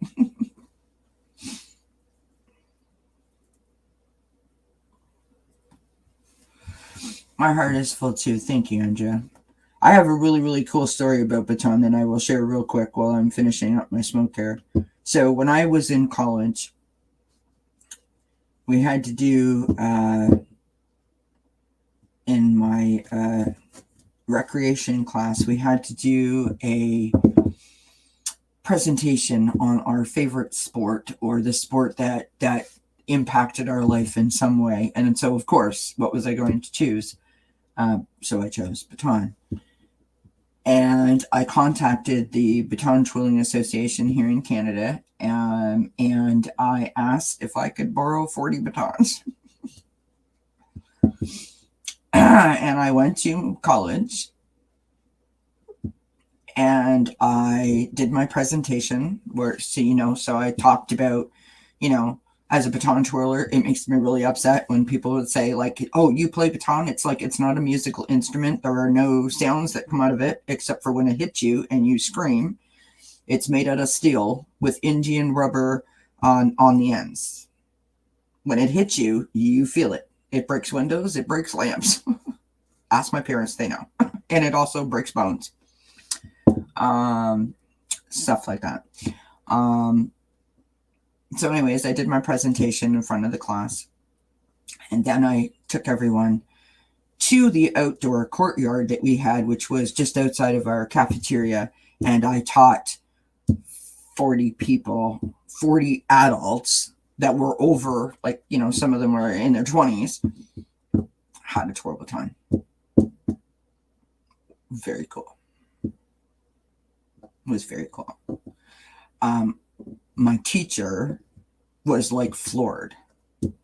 And it was the first time in my academic life that I ever did not have to, I mean, I worked, obviously, I had to make, you know, I had to contact people to get the baton, but the batons, and I had some videos and stuff like that. So obviously I had some work to do, but I did not have to study anything, if you know what I mean. I walked in there fully prepared, like, I got this. I got this. I mean, I did the halftime show with the Argonauts. I got this, right? It was the one time in my academic life that I walked into something feeling like I've already aced it before I've even started. And in fact, I did. And it was the best experience ever. And you know why it was the best experience? Because I actually had people going, wow, I had no idea. One of my biggest things when I was a baton twirler is that it was never considered a sport. It is no more or no less a sport than figure skating is, but yet figure skating is considered a sport and baton twirling is not. And that always, like, it always bothered me, right? That I put my entire childhood into something that someone says is not important. That was kind of hurtful, right? So, that's that moment in college, doing that presentation and having some people go like, wow, I had no idea, made me sort of feel accepted, right?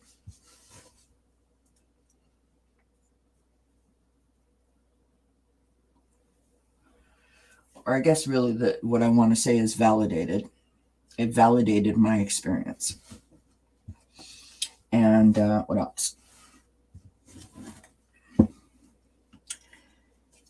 Makes me laugh. Sweet is so not. I am in active addiction. I was not sweet. I could survive in Detroit.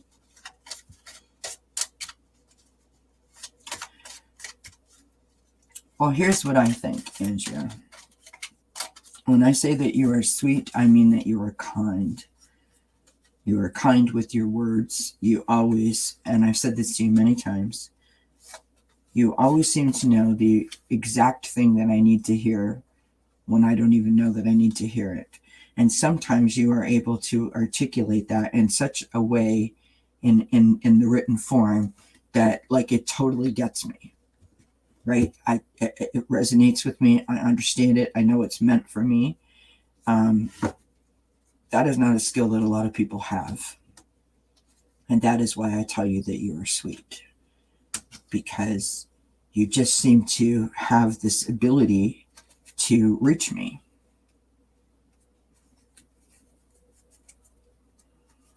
That's it. That's all. And I dare say I'm not the only person that you have that ability with. And as you like to remind me, that is not who you are now.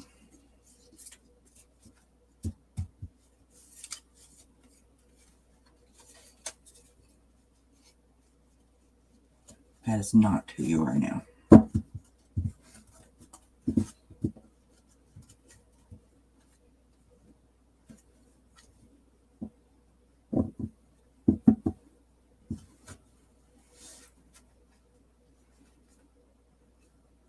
Yes. Touche, my friend. Touche.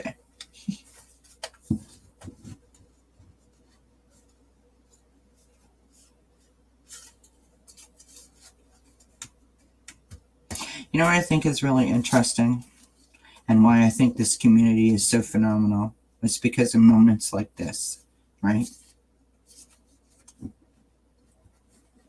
Andrea and I, we would never meet otherwise, other than in a community like this. And for some reason, you know, wherever I have been in a chat and you are talking, I am drawn to what you are saying. Sometimes I feel like you're only speaking to me. And I know that you're not, but you know what I'm saying? I feel like you're only speaking to me. I find your words so inspiring and so empowering. And I really hear them. Sometimes they shout out to me like louder than other people's words, if that makes sense. Not to minimize what other people are saying, but I'm just saying when you write something, I pay attention to it because that's what it makes me feel like. Yeah, I totally feel that, Andrea. I absolutely feel that. I feel that we understand each other's journey to a certain degree, right?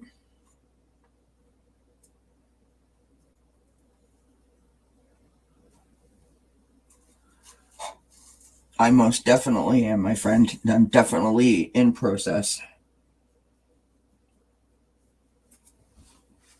I am in process.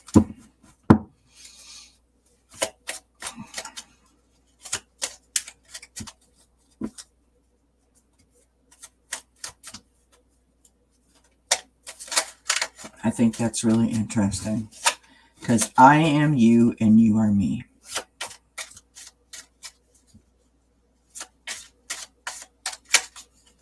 I'm just so grateful for you, Andrea. I'm grateful for your wisdom, and I'm grateful for you having the ability to share, you know, all the stuff that you are going through and all the stuff that you've been through.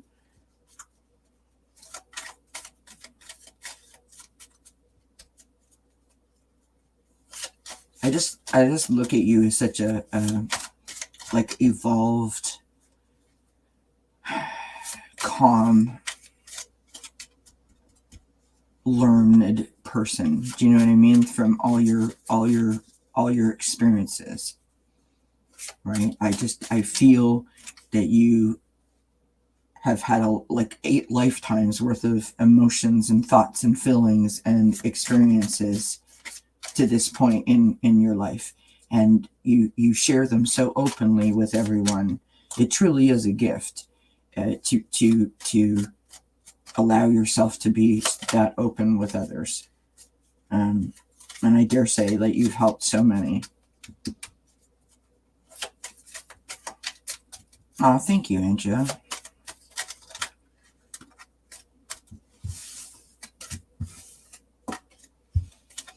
Yep.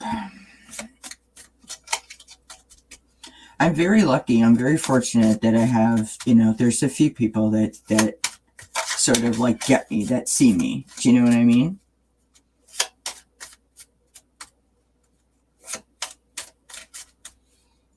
I don't care how old you are. Honestly, you are just, I just find you so wise in terms of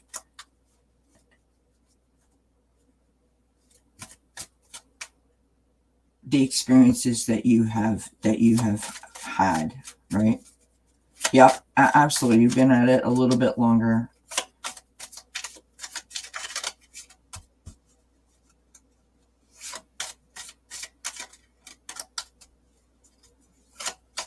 And one of the things I admire that quality about you, about how open you are to share in a way to assist others, right, in their journeys. But the other thing that I really am inspired by when it comes to you is just your ability to sort of, and I mean this, I hope this comes across as a compliment, and it may not, but I mean it as a compliment, so I hope it articulates that way. Your ability to sort of stop a room in a good way, not in a bad way, like stop a conversation, with just the way that you like the way that you phrase things, right? You seem to know exactly what to say at the exact moment that someone needs to hear it, or the exact moment that it needs to be said, if that makes sense. And I don't know if that's like intuition. I don't know if that's just because you are on point all the time. I don't know if that is, a guide telling me or telling you that that's what you need to do at that moment. But I've watched you repeatedly do it in so many different places and so many different conversations that I'm so inspired by that. And I don't even know that that's the right word for it, but I mean, that's the best word I can think of. I'm sort of in awe of it, actually. It's like if you had a book of answers to go to, right?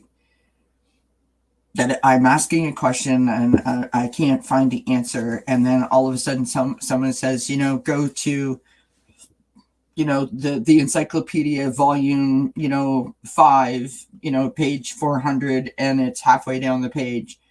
That's where you're going to find the answer, and there's Andrea with the answer, or something within the words that you write that makes you sort of go, oh, okay. Sort of like that. You're like the Ace of Swords. That's what you are. You're like the Ace of Swords, that aha moment, that moment of clarity. You bring that to people when you share the way that you do in the different chats. It's just like, honestly, it's just a beautiful thing to witness as like another chatter. Do you know what I mean? It's a beautiful thing to witness.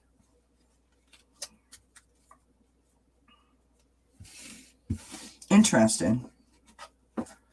You have a guy that told you a soul can choose in your realm. That's cool. I don't know how to communicate with my guides. I've had a few visions that have kind of freaked me out. But like not scared me, but freaked me out in the way that like I don't understand what they meant. And then, you know, I've asked other people. So just before my ex-husband passed, I had a vision which I did not understand at all, and I came on the day that I found out that he passed, and I told everyone what I saw, and they all were like, that's what that was, and I was like, oh, okay.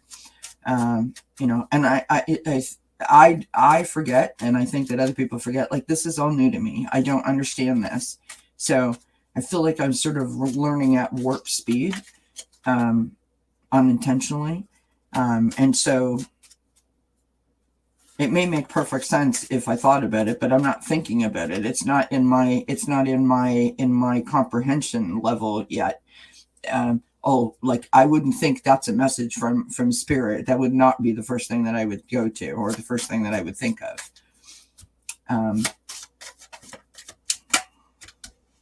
If that makes sense. So I'm still in awe of it all, right? So yeah, so I had a vision just before my ex-husband died of like a square of grass with a pair of shoes on it. And I was like, I don't even know what that is. Like, what does that mean? How does that make sense?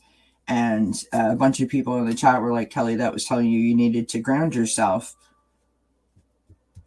sort of preparing me for what was to come. And it was funny because I had a reading done by Scott and Kevin, Loving Vibrations, and Sheila and Mark, the Spirit Whisperer, on a show that Scott had done. And they told me there that I needed to be grounded. So I just thought that was interesting, right?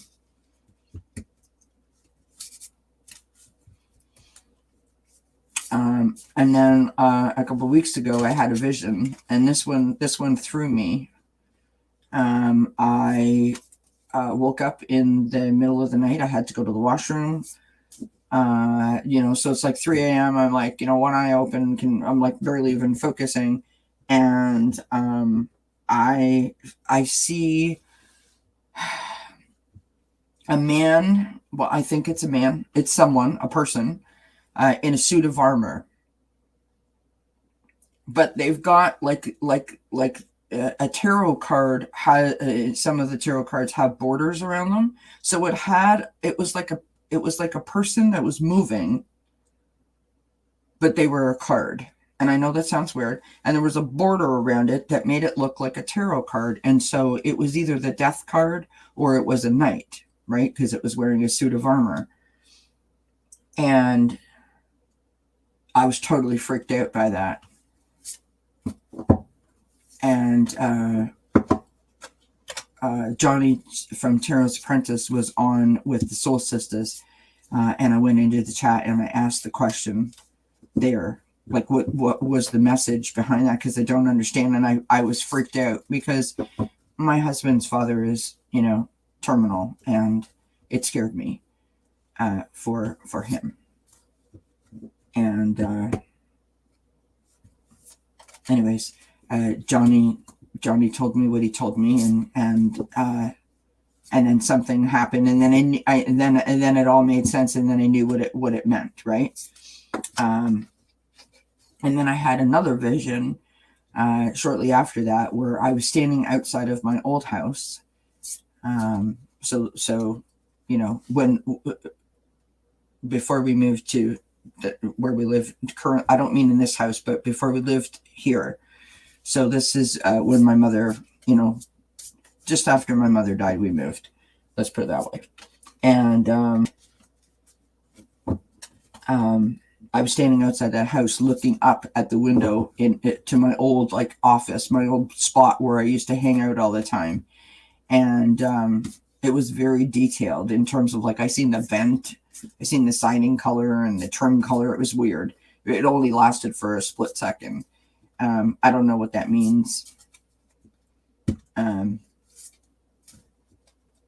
But yeah, so the visions are happening, and I'm getting messages. I don't always understand them, but I need to understand how I can connect with them better, so that I don't make because it'll make me, it'll like get my anxiety going, because it'll upset me because I don't understand it, right?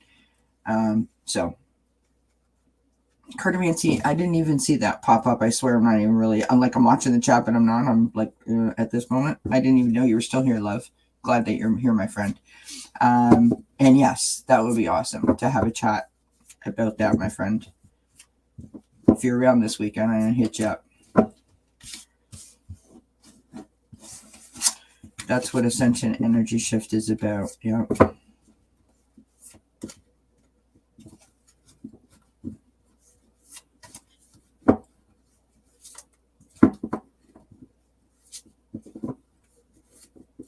How was your bubble bath the other night, Cartomancy?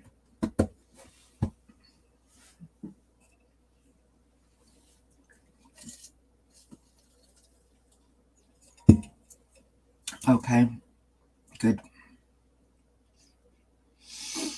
I'm tired.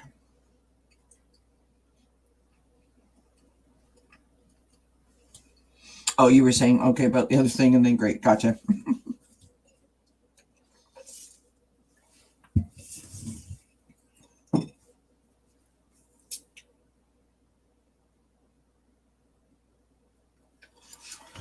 You guys want a funny card? Just for something to do?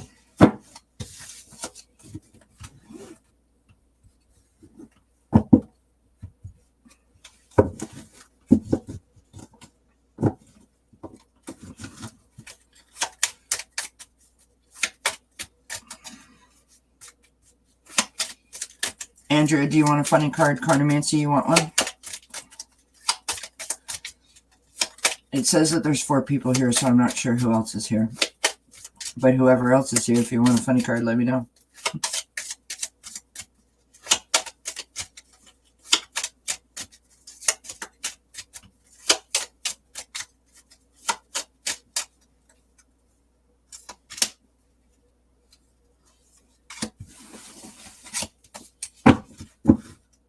You are getting shamanic vision. Interesting. I don't know what, I'll have to look that up. I don't know what necessarily that, I mean, I don't know exactly what that means. Necessarily wasn't what I wanted to say. Give you one? All right.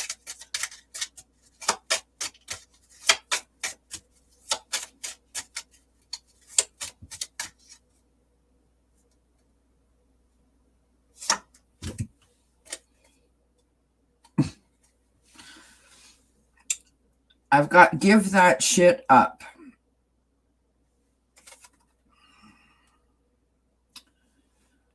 There's better shit on the horizon. That's for you, Cartomancy. Give that shit up. There's better shit on the horizon. The need for soul retrieval is because when we face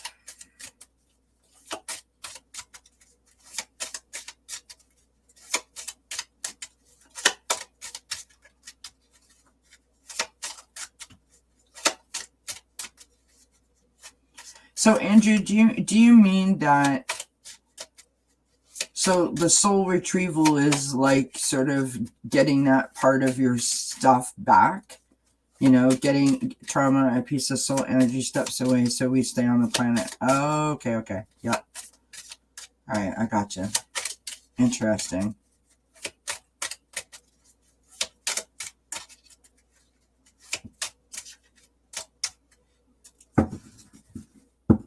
Andrew, do you want a funny card? Oracle is more your style? All right, my friend.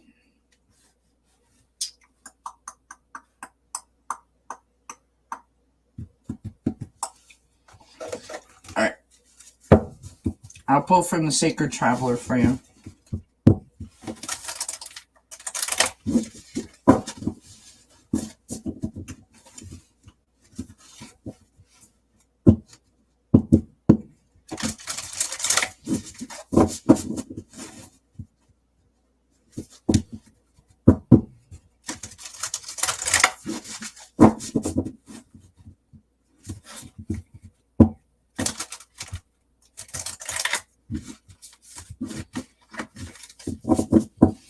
cool, Andrea. We could set something up to talk for sure.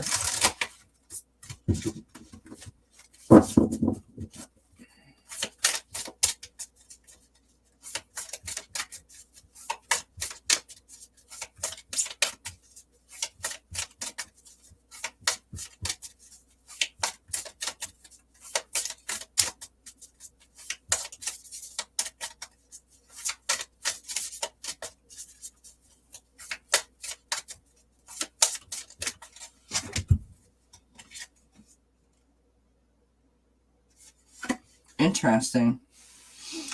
I got impasse. Reflect and redirect your energy.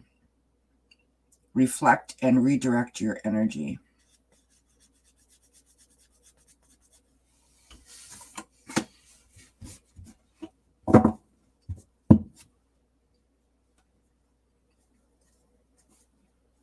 Interesting.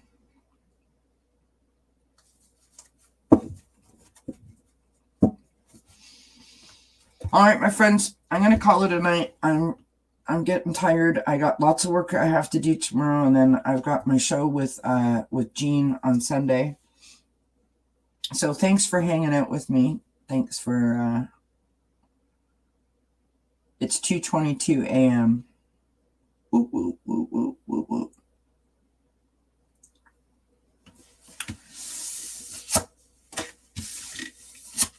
Well, you know what, Cartomancy, maybe what we can do is we can set up a time, and like me, you, and Andrea could all meet on my StreamYard test thing. If you want, we can chat that way.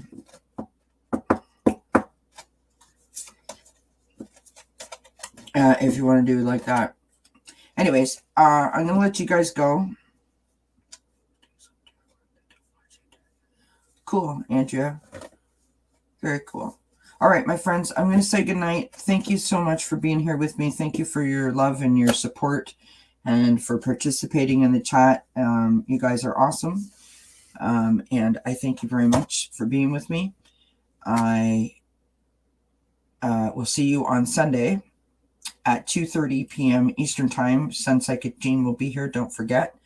And then, of course, next Wednesday, we're on Heart and Soul Connected at 6:30 p.m. Eastern Time. So don't forget that as well. And the Taroscopes will go up on Sunday night, but I will remind you of that on Sunday. So thank you for hanging out with me. Thank you for just doing what you do.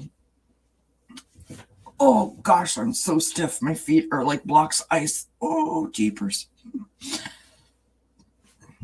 I hope that you all sleep well, and I hope that you have sweet dreams. And, of course, many blessings to you. Mwah! Until we see each other again. Bye, everybody. Thanks for hanging out with me.